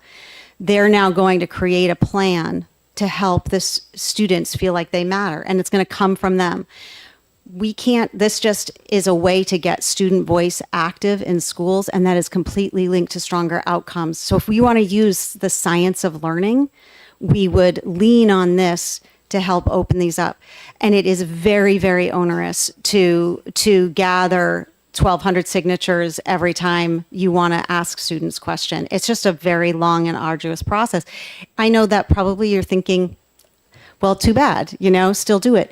But if we give parents plenty of time and share this, there are lots of ways we can improve the process without, destroying the impact of the positive nature of this. I would, really listen to that very much think about how we could improve the process and make this a better process versus get rid of it altogether or make it so highly restrictive. Okay, thank you. A follow-up? Follow up with a very short answer, if you So- can make it. So your answer to my question was very well said and gave a very good reason why these surveys are, important. But couldn't that be the body of the email that's sent to the parent with the survey to opt in? Because I understand explaining the importance of it may persuade parents to make, I would say, an informed decision. Why would that be so difficult? Well, if you opt in, you have to make sure that by a certain date, we can easily make sure that everybody has seen something. But to gather permission slips, we have a hard time gathering permission slips for field trips and, let alone gathering permission slips from, for a survey like this. So I think that the opt-in piece, I think parents need to take some ownership about being informed and then opt out and I think opt out is very important. I want that in there. I want opt out I want parents to have the information to learn about it and to opt out. Absolutely. That is absolutely the right. But the opt-in, parents just aren't engaged in that way to sign off on things. It will just make it, my guess is that it would disappear altogether. It just would be too difficult to ensure that everybody was able to opt in on time. Parents aren't engaged in that way, especially in high school, for signing off on things at that level, especially across all different populations. Thank you. Thank you very much. Okay, Sam Hawkins.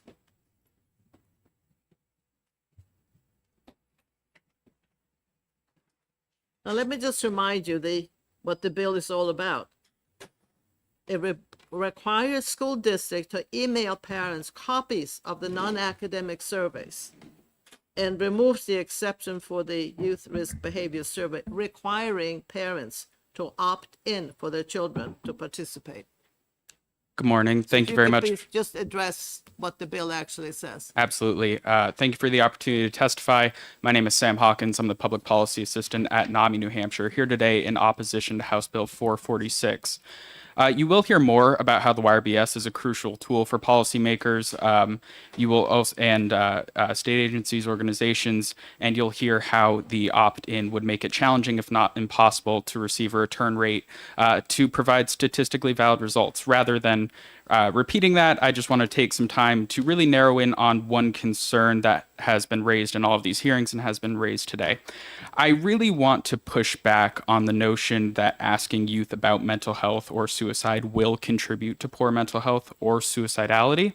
I just want to push back on that notion and say that it is our position that this belief is rooted in the very same stigma surrounding mental health that is actually leading people to not seek help for the care they need. Instead, we believe that when we openly and responsibly speak about mental health and suicide, we can eliminate that stigma and encourage all people to ask for help when they need it. In this way, the YRBS can actually be a valuable tool in the way that it opens up honest conversations about mental health and suicide, or maybe makes a youth realize they should be asking for help so that they can feel comfortable going to their family and asking for support.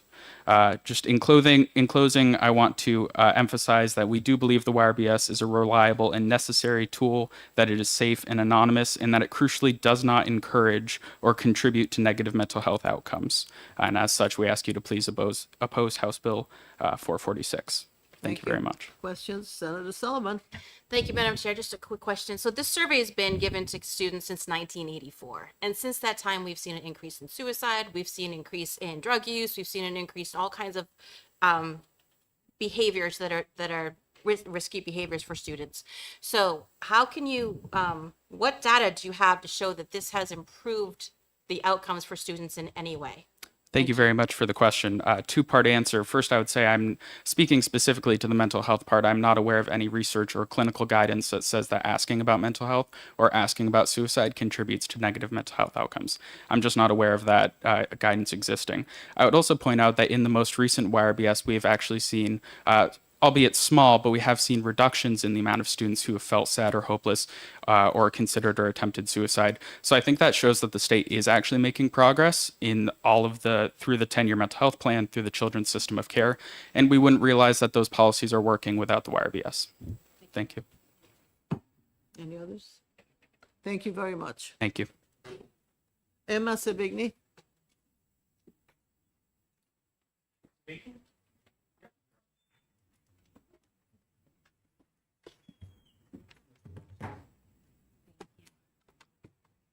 Have you heard our rules in here? Yes. Okay, good. 2 minutes, correct? Yep. I'll be brief. Thank you, members of the committee, Chairperson Ward. My name is Emma Savini. I'm the Children's Behavioral Health Policy Coordinator at New Futures. New Futures is a nonpartisan, nonprofit organization that solves problems through policy change. We are dedicated to supporting and strengthening a system of care for children and youth who experience behavioral health challenges in New Hampshire. For that purpose, New Futures is here in strong opposition to House Bill 446 because it weakens New Hampshire's youth prevention and treatment systems by limiting access to data needed to inform and fund youth safety and wellness policies and programs throughout the state. We would like to emphasize the importance of keeping the statute as is as it pertains to the opt-out provision of the YRBS. We believe that it strikes the proper balance between parental interest in keeping kids safe and maximizing participation rates. The YRBS has been administered for decades and is a proven and reliable data collection tool to ensure that students are able to have a voice in what they need and expect from their community services and school services.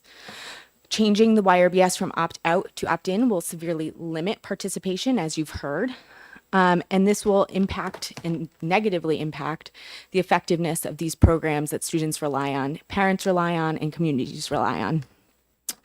Additionally, I'll just also note that the governor has noted in a public statement that she gave during a NAMI event, NAMI New Hampshire event, that she appreciates that this bill appreciates that the YRBS is currently opt-out because she recognizes the validity and the importance of the data that is collected. Also, Governor Sununu was supportive of this in passing a contract for Getting to Y, which you've heard about, which uses YRBS data throughout our state to help students use YRBS data to positively change their school settings. For those reasons, New Futures would urge the committee to vote ITL on the House Bill 446. Happy to take any questions. Thank you very much. Senator Prentice. Thank you very much. And thanks, Emma, for taking my question. So you talked about, funding and policy changes. So what types of funding would we be at risk of losing if we did not conduct the survey this way? I'll let the department talk to what they utilize this data for funding, but other community organizations use this funding to get grants to implement strategies in their towns. You heard about the Dover Police Department using this. There are other community organizations, some of which are here today, to talk about how they use this to get grants from both private entities and the federal government to ensure, and the state actually, to ensure that their programs match the needs of their communities. And then additionally, use that data to show, we've made a lot of progress. This is working. We need more funding to continue this intervention. Very quick follow-up. Okay. Thank you. Emma, is it your position that, sorry, my Siri is going off. Is it your position that if funding was drawn back or eliminated, that prevention, and we know every ounce of prevention is worth a lifetime of cure, the ability to direct dollars towards prevention strategies like suicide prevention would be in jeopardy, and somebody would either have to fill that gap or we would not have these programs at all? Absolutely. And I think it'd be hard to quantify because it's such a patchwork of programs throughout our state, but I would imagine it's in the tens of millions of dollars that our state gets towards putting these really important prevention programs out there, not just suicide prevention, but substance use, alcohol use, you name it, prevention widespread. Thank you. Anybody else? Seeing none, thank you very much. Thank you. Dennis Calcutt.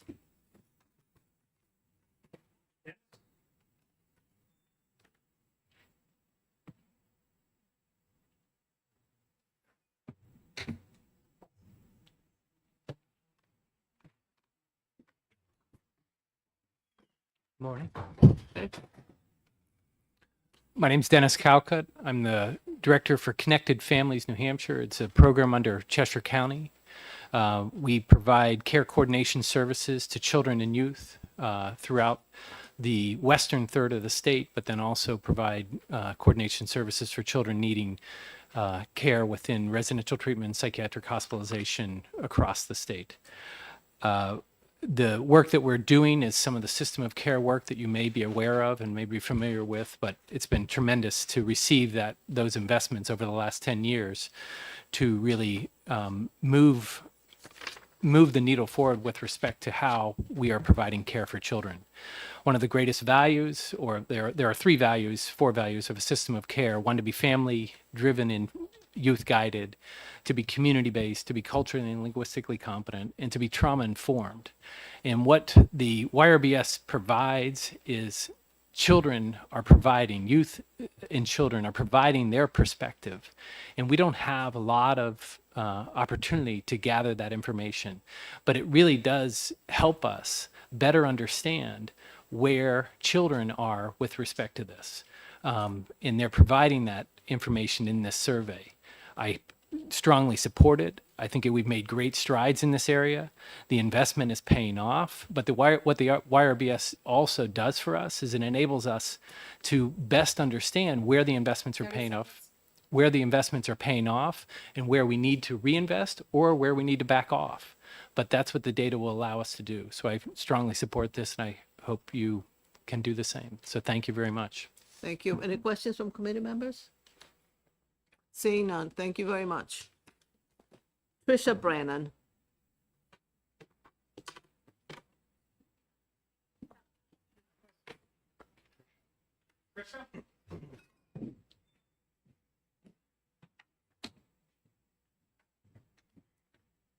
Okay, you have got 2 minutes. Thank you.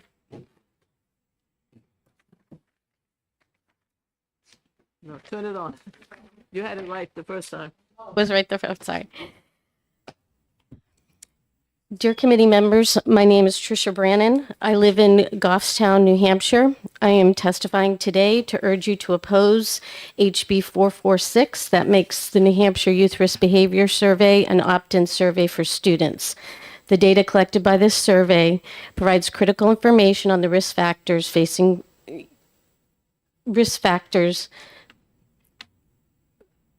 youth and is used across the state in prevention, mental health, and substance misuse work. I know you've heard many of the things that I have in my testimony you have already heard today, but I just wanted to come to give my opposition to this bill.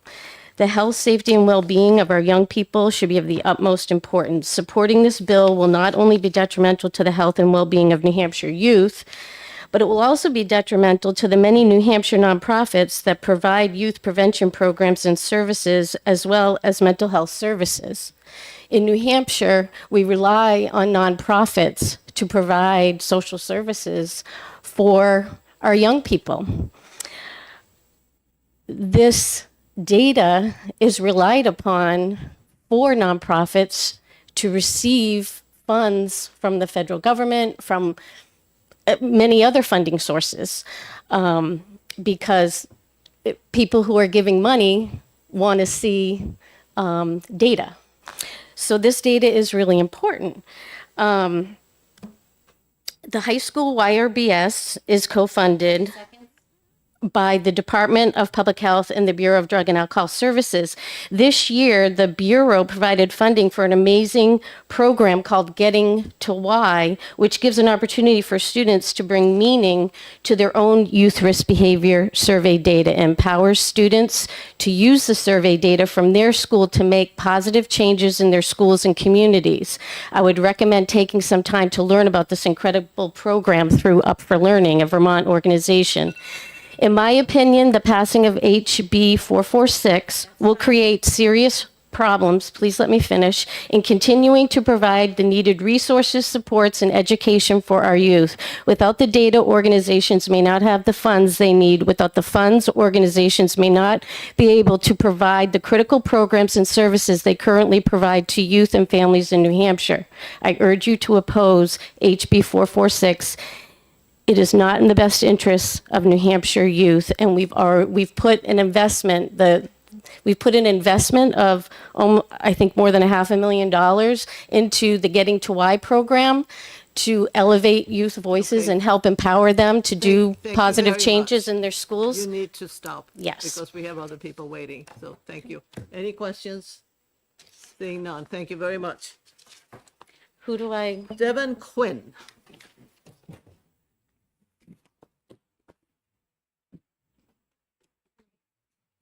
Okay, 2 minutes, summarize. Understood. My name is Devin Quinn from the New Hampshire Women's Foundation, and part of what we do at the foundation is provide grants to organizations that serve women and girls in New Hampshire. You have heard directly from those organizations serving youth, and that is what's most important. And so I'm just going to add an additional point, is that we see a lot of applications from these organizations, and they are citing YRBS data to show how their programs are improving their community. A sad fact is that only less than 2% of all philanthropic dollars go to organizations supporting women and girls.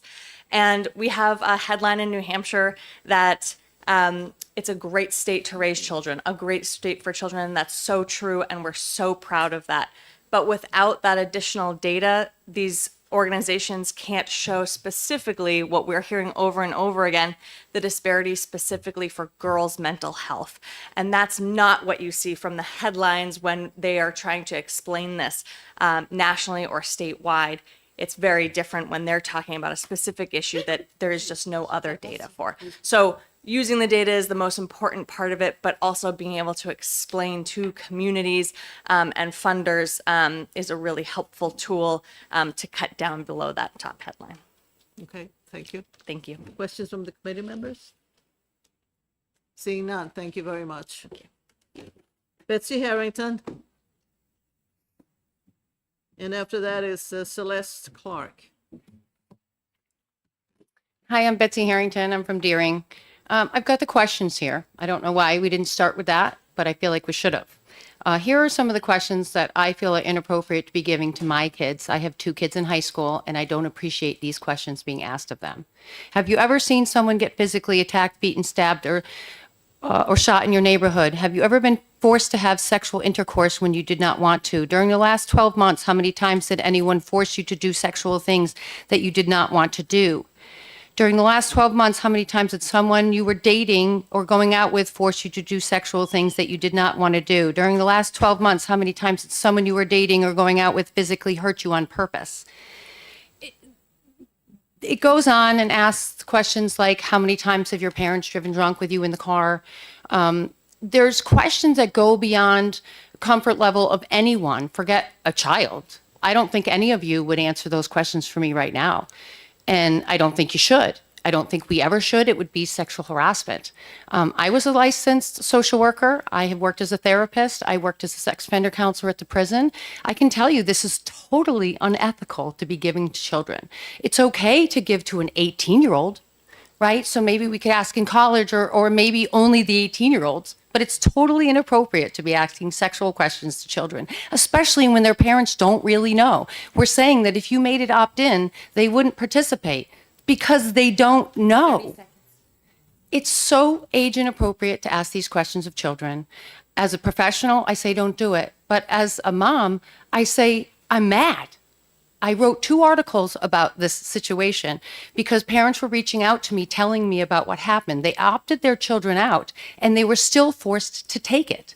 They are given it on their computer, and on their computer at my school, they have Go Guardian software. Well, that was on and blocked them from giving the survey that day, and so they couldn't give it. Please ask me questions about the Go Guardian software. You can write that and give it to us. Send an email to our legislative aides and we will read it. I would just love to tell you what actually happened. Okay. Any questions from the committee members? Seeing none, thank you. Celeste Clark.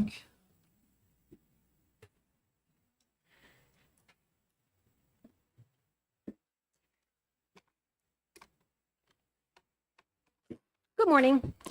My name is Celeste Clark, and I'm the director of the Raymond Coalition for Youth. My testimony has a lot of things that other people have already given you information on. I'm here to oppose this bill. Our coalition was founded in 2000 in regards to the Youth Risk Behavior Survey that identified risky behavior amongst our youth. And in our community, as like other communities across the state of New Hampshire since then, programs have been put in place to address these areas of need. On the second page, I provided you with data from the Youth Risk Behavior Survey that shows the different areas of concern for our community, but also communities across the state of New Hampshire. This data provides us an opportunity to work with our young people and to empower their voice to make a difference in the community. I want to point out that not all children are fortunate enough to have involved parents. And by asking some of these questions, we provide resources with following up to the survey. So when we talk about suicide prevention, I know somebody already talked about this, but we don't put the idea of suicide in someone's head when we talk about that. We offer them an opportunity to ask for resources and for support. That's why signs are going up on the bridges in Portsmouth right now. This survey is an opportunity to let children know that we care about them and we want to help them and that where they can go to get help. Just want to make sure I cover all the things. Again, we empower the kids. It's 100% anonymous. There is no way that anybody can know what child answered what on the survey. I know Vicki Harris had commented on it. The students are given, there's a chain of command of how the surveys are given, and the teachers don't see the survey results that is put in the envelope. They don't see the results until the report is given to the community, and there is zero way of saying which student answered which question. I'm happy to answer any questions about it. Thank I know you somebody very asked about funding too. There is a lot of funding in the state of New Hampshire that's tied to this, community funding, but not funding to do bad things with, obviously, funding to use the data to address and do good things, put Okay, good thank you very programming. much. Any questions? Seeing none, thank you. Thank you. Jenny O'Higgins.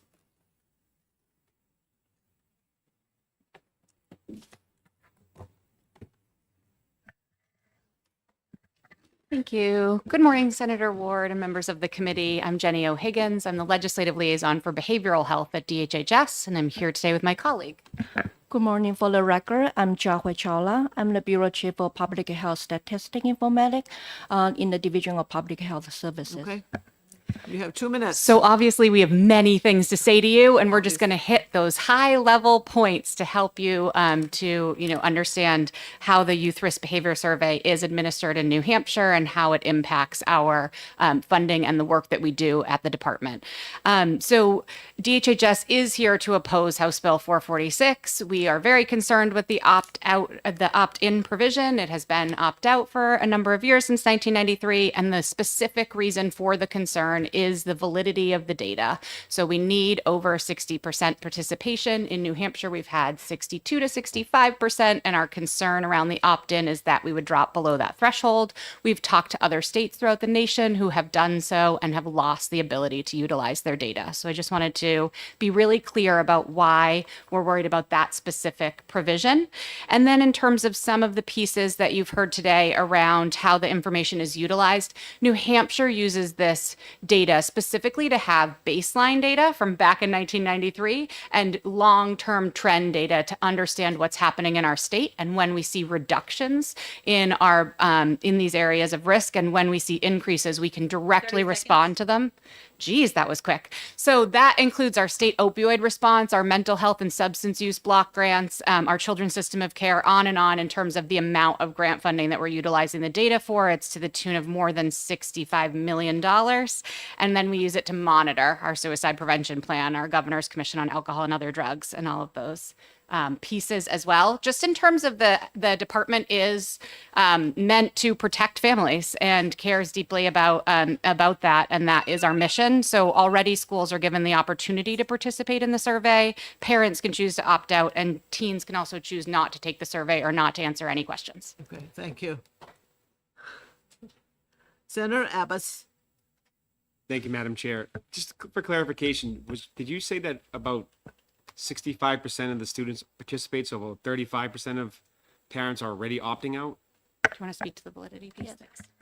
Thank you for, sorry, can you hear me?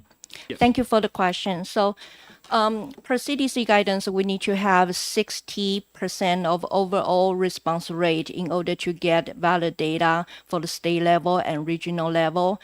So currently, New Hampshire is using opt-out approach, but I would like to emphasize that schools can choose whether they would like to take opt-in or opt-out approach to do the survey. So that is a local control, school control by themselves. But almost all the schools, I could say in 2025, all schools are taking opt-out approach. And in 2023, most of schools were taking opt-out approach, and we were seeing that the participant rate is not that high, even with opt-out approach. So last year, it was about the overall state in New Hampshire is about 65 overall response rate.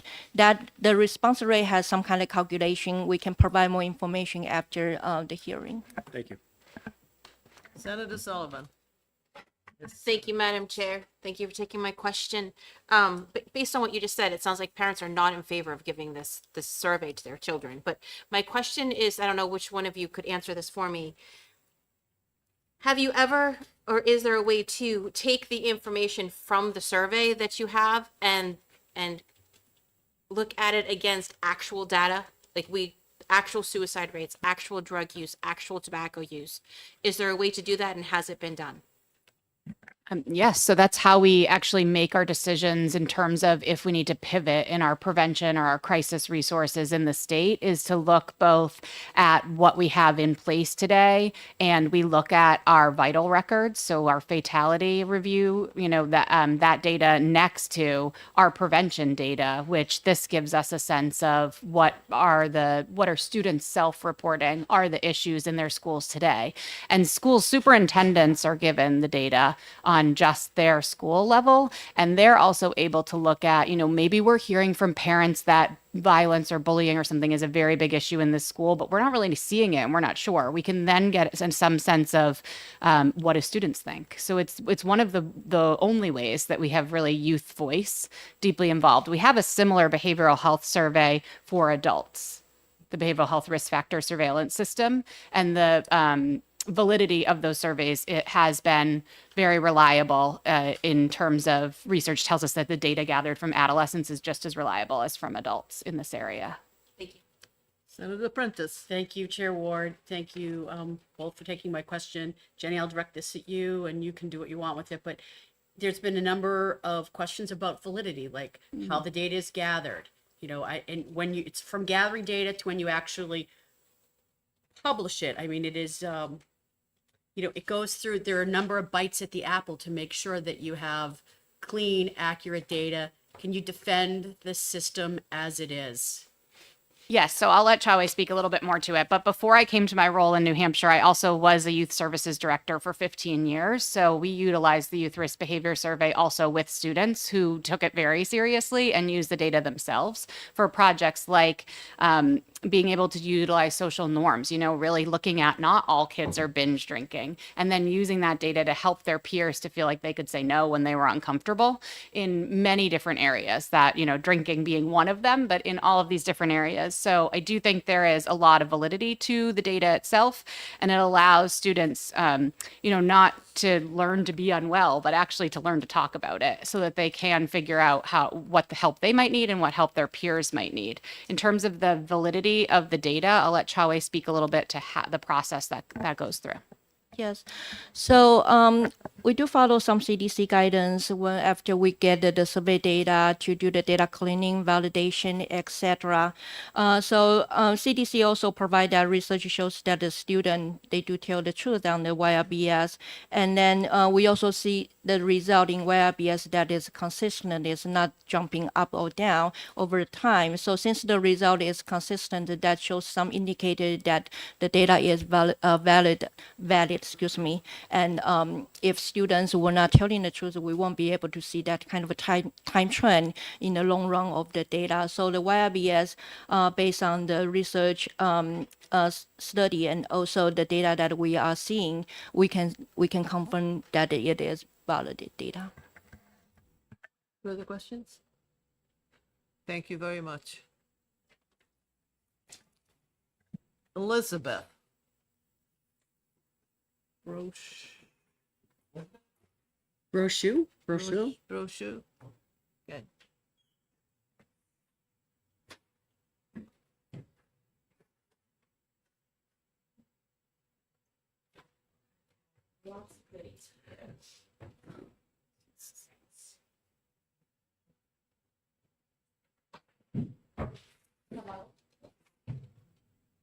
Two minutes.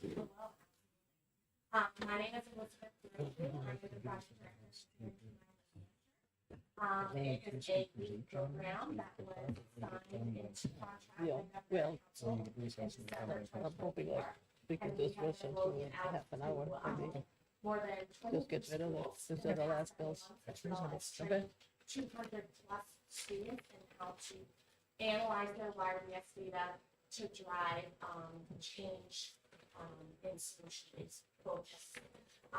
We have been having a great success rate with students really enjoying this opportunity to take a look at this data. It's extremely just validating for them that they're able to look at this data that they take and also help their peers in a peer-to-peer model. I do have my written testimony in here, so I won't read it verbatim. I have lots of information I have lots of information for you about what is Getting to Y, as well as our participating schools and our 3 months of newsletters that are spotlighting our youth that are doing data analysis. I do want to say really quick, it is time to put a face on the YRBS data. These results are not merely numbers on a page. The results are the voices of New Hampshire youth. I do want to also say a quote by a Plymouth Regional High School student, Luke Legacy. He is a senior this year, and he was first trained in 2021 with the Getting to Y program. He said, what's different in my experience with the Getting to Y compared to other clubs that I'm in is that Getting to Y is purposeful. Many people do different things for a variety of reasons, but the only one I have found to be both engaging and long-lasting is something that has purpose. Getting to Y emulates that perfectly. And that just goes to show that data drives positive change, and that's why we need the YRBS data. Thank you. Thank you very much. Any questions? Senator Sullivan. Thank you, Madam Chair. Thank you for taking my question. Yes, absolutely. We keep hearing about this is the voice of the students. Is there anything that keeps the students in any school district from developing their own internal surveys to help with their own school environments? Because I hear from students and teachers and parents all the time about violence in schools and bullying that is never addressed. Is there anything that keeps these school districts from tailoring something that is in-house to help students with their own school environment? The YRBS is able to be amended and with all the questions at the state level as well as the SAU level. So the creators of the Getting to Y program, Up for Learning in Vermont, they work with their DHHS, their Department of Education, to provide more information, their questions.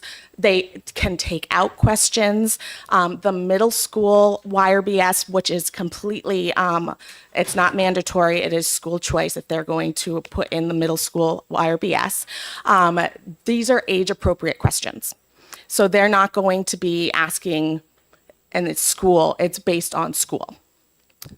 And those, they're analyzed through a private source as well, those middle school. I'm sorry.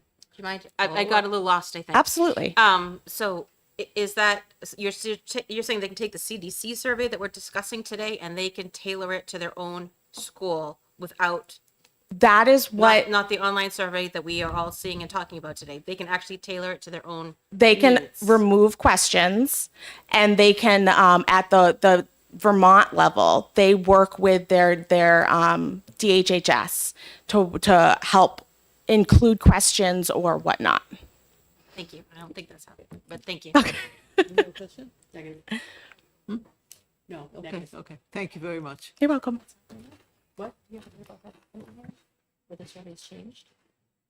Representative Henry Grayson III. Well, there's age groups. Right, but you can't take out and put in. Thank you, Madam President, Honorable Senate Committee.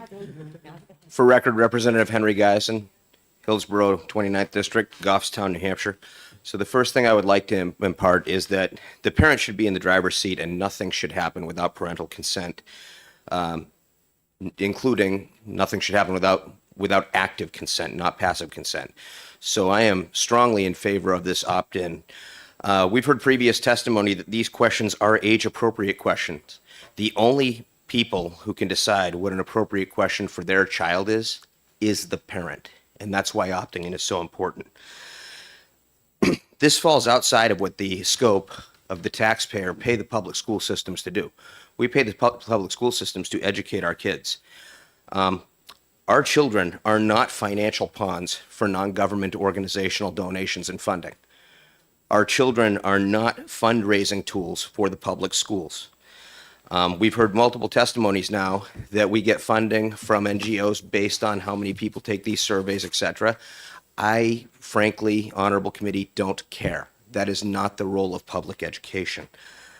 And then the other thing I'll say is, as my experience when I was in the military, I was a suicide intervention officer and a resiliency counselor for a portion of my career. It's an additional duty that we get in leadership sometimes. And I would not ask several of the questions that I've read in these surveys given to students to adults, because the public school system doesn't know if somebody has been through a sexual trauma, an emotional trauma, etc. And you know, to use verbiage often heard, are we not triggering people when we don't know and we ask these explicit questions? So I feel that this falls grossly outside of the purview of schools without active parental consent. Pending any questions, thank you for your time. Thank you. Questions from the committee members? Seeing none, thank you very much. That concludes the hearing on House Bill 446.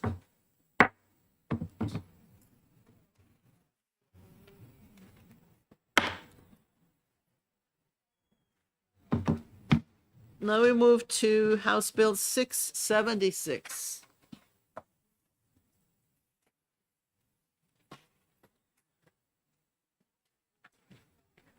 Representative Cordelli?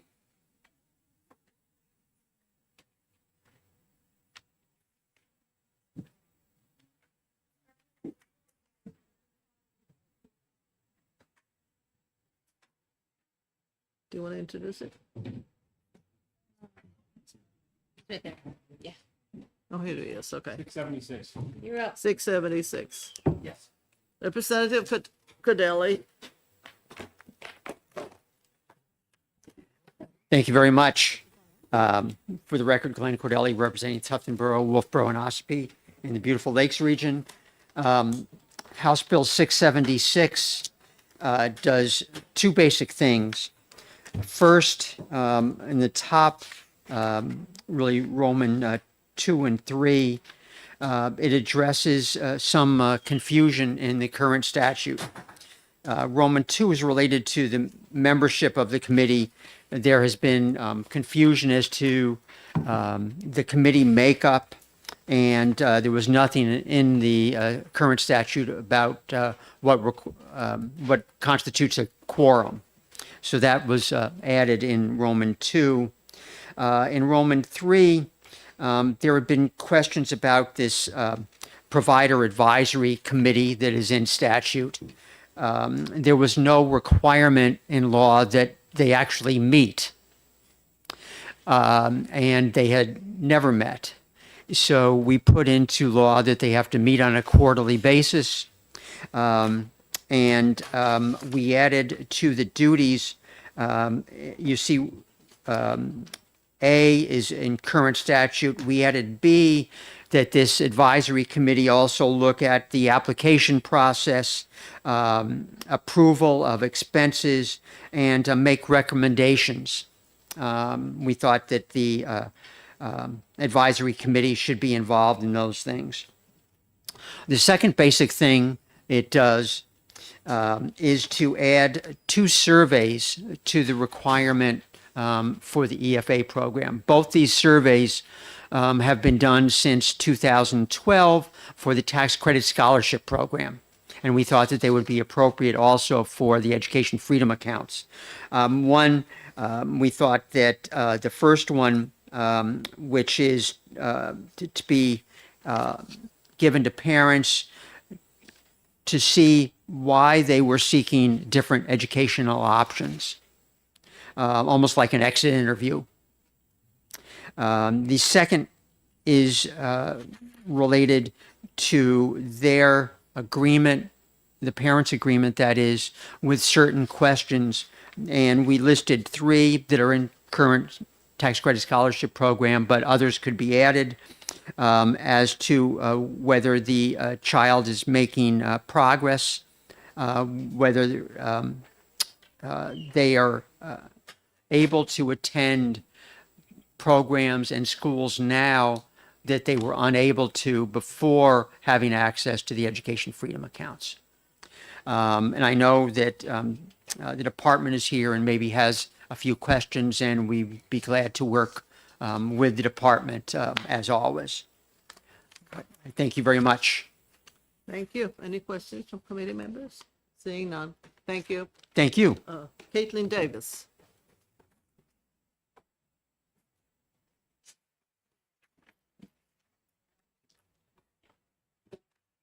Good morning. For the record, Caitlin Davis from the Department of Education. The department just has 2 suggestions / informational points relative to this bill. So it's specific to RSA 194F:13, which is the impact surveys. So the way the bill is currently written, it would require the Department of Education to survey parents, and the Department of Education does not have the ability to survey parents. We do not collect for any students, EFA students, public school students, charter school students, parent contact information. This includes addresses, names, phone numbers, email addresses. So we do not collect or maintain that information in our data warehouses. In fact, we are actually prohibited from collecting that information in our student warehouses. So we felt it would be more appropriate for the bill if the survey were to be completed and required for it to be administered by the Children's Scholarship Foundation, by the scholarship organization for the EFA provider, which we believe that is the current organization that provides the survey for the education tax credit. So that was the department's comment relative to this bill.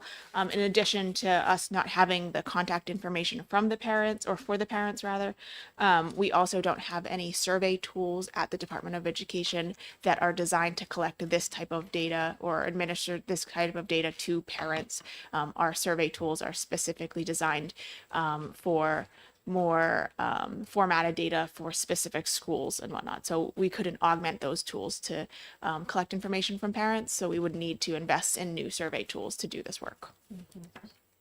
Okay. Questions? No questions?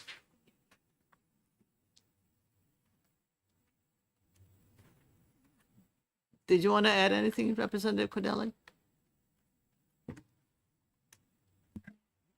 Just that for the hearing, I did talk to Ms. Davis about that and would be glad to work with her on an amendment to satisfy those needs. Okay, thank you very much. Seeing nobody else who is speaking on Bill 676, it concludes the hearing on this one.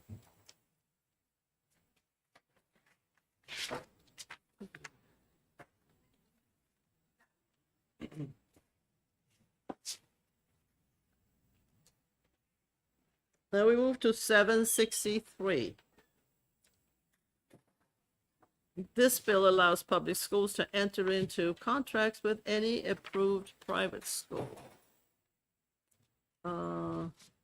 Representative Noble, are you going to introduce it? Yep. Okay.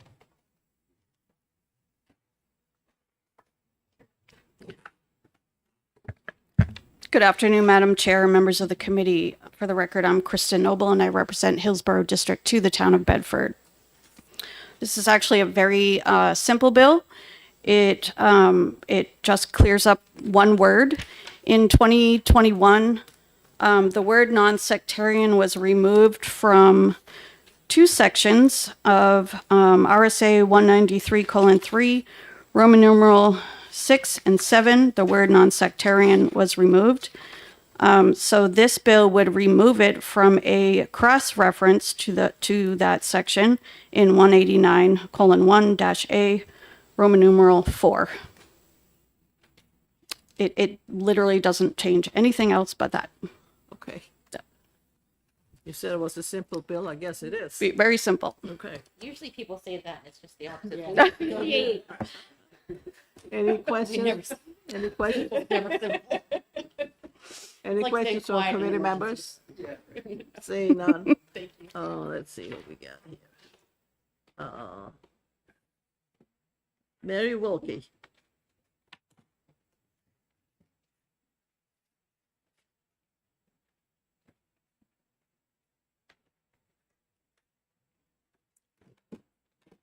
Thank you, Madam Chair and members of the committee. My name is Mary Wilkie. I'm from Concord.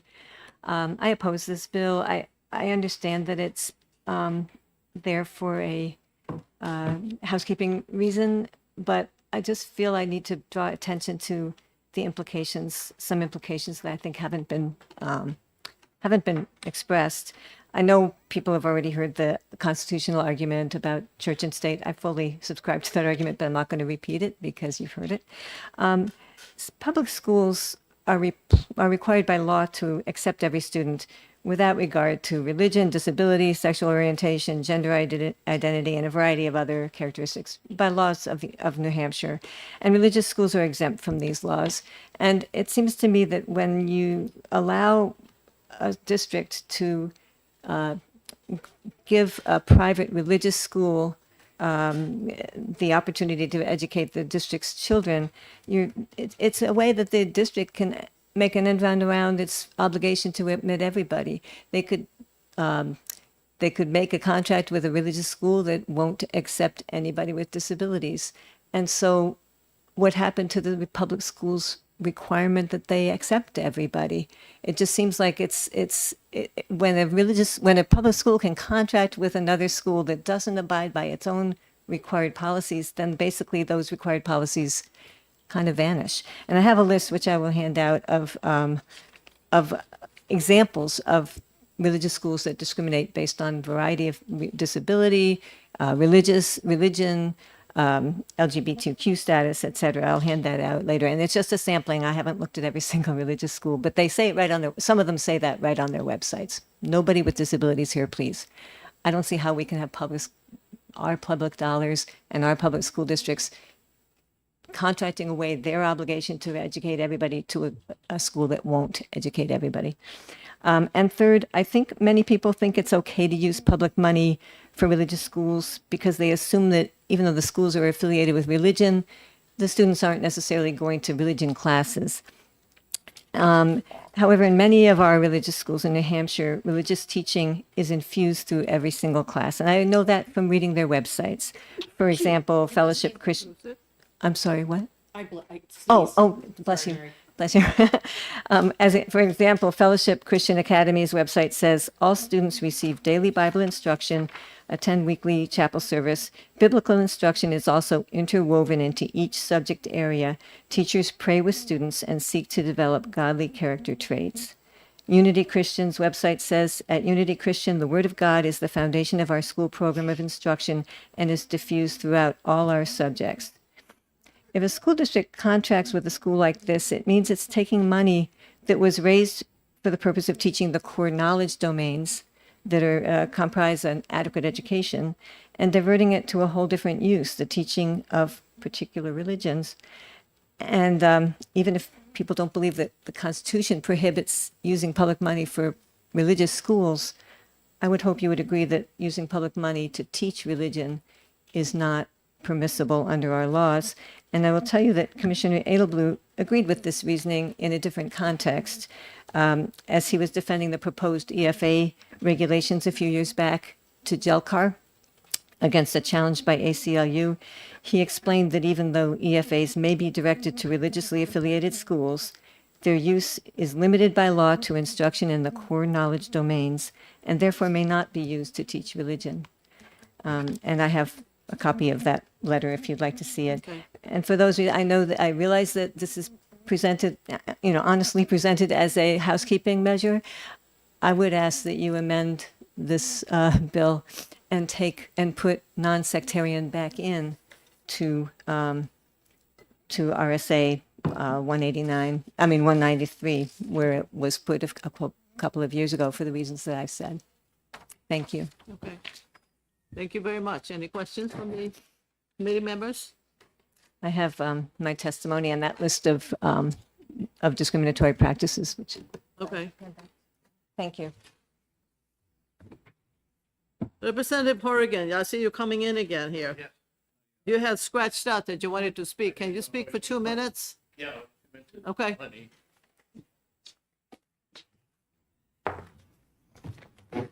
What happened was there's about 4 different places to be at the moment. So by still the YouTube running of the hearings, I noticed you were talking about 768, and my Okay, no.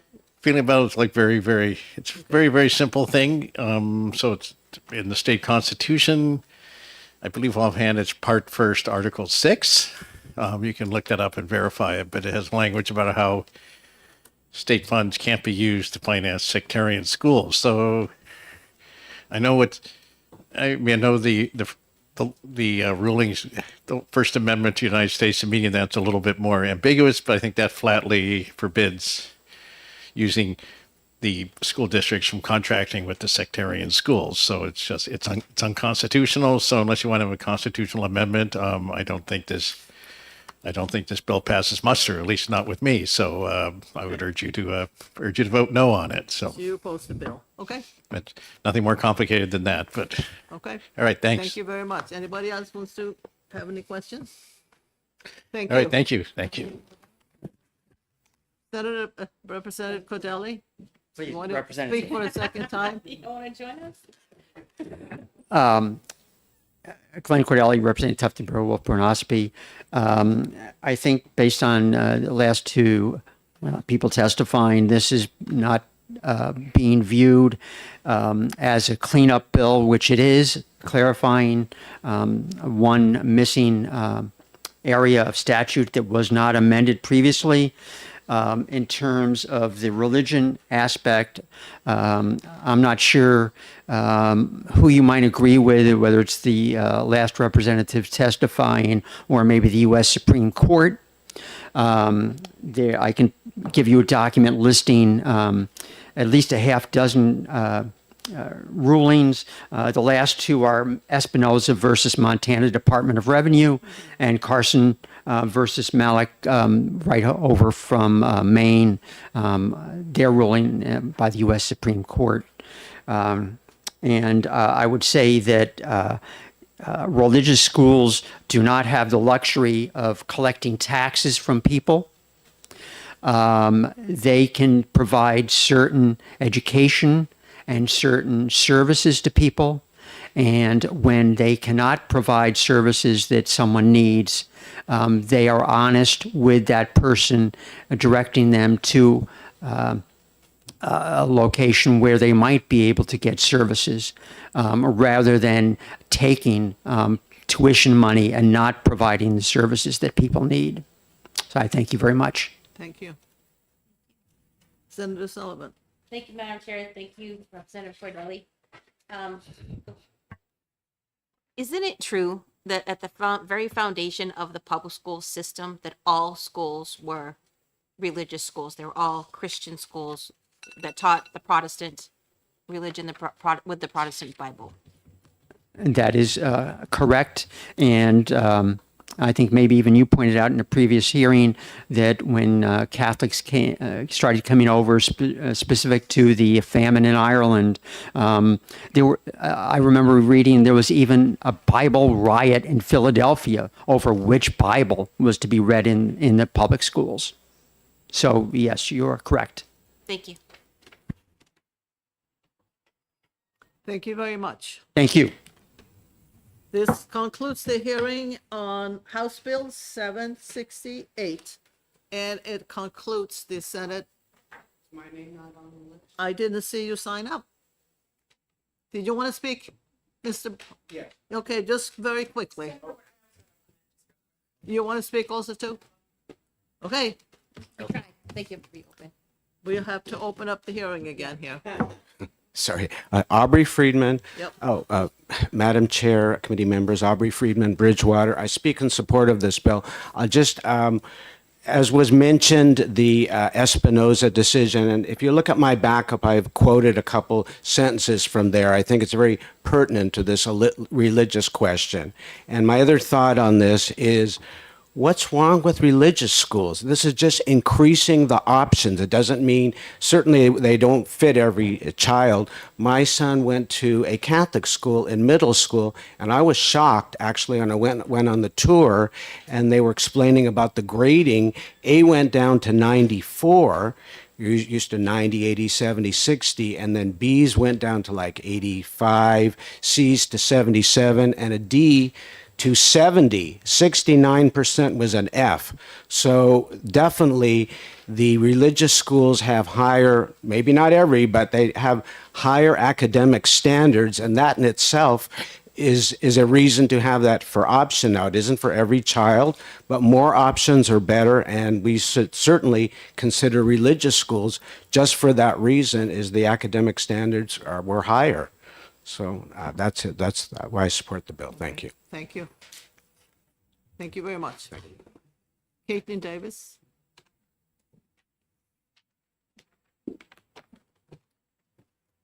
Good afternoon, for the record, Caitlin Davis. Since we've advertised this as a cleanup bill, another just point of cleanup that we should consider.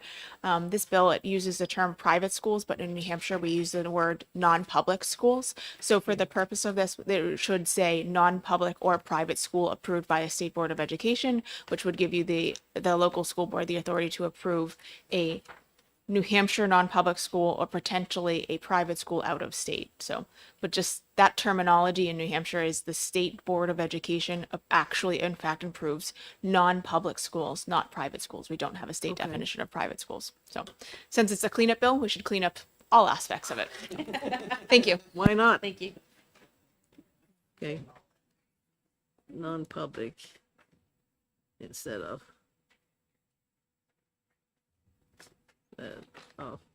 Okay. Diana Fenton, did you want to say something also? Or did you just come in? Okay. Anything else? Anybody else in here who wants to speak? Then we can close the hearing on House Bill, whatever the number is, 768. And it closes the public hearing for the Senate Education Committee. Thank you very much for coming. Brian, we talked about amendment for, Glenn's bill. Do we work on that Yeah,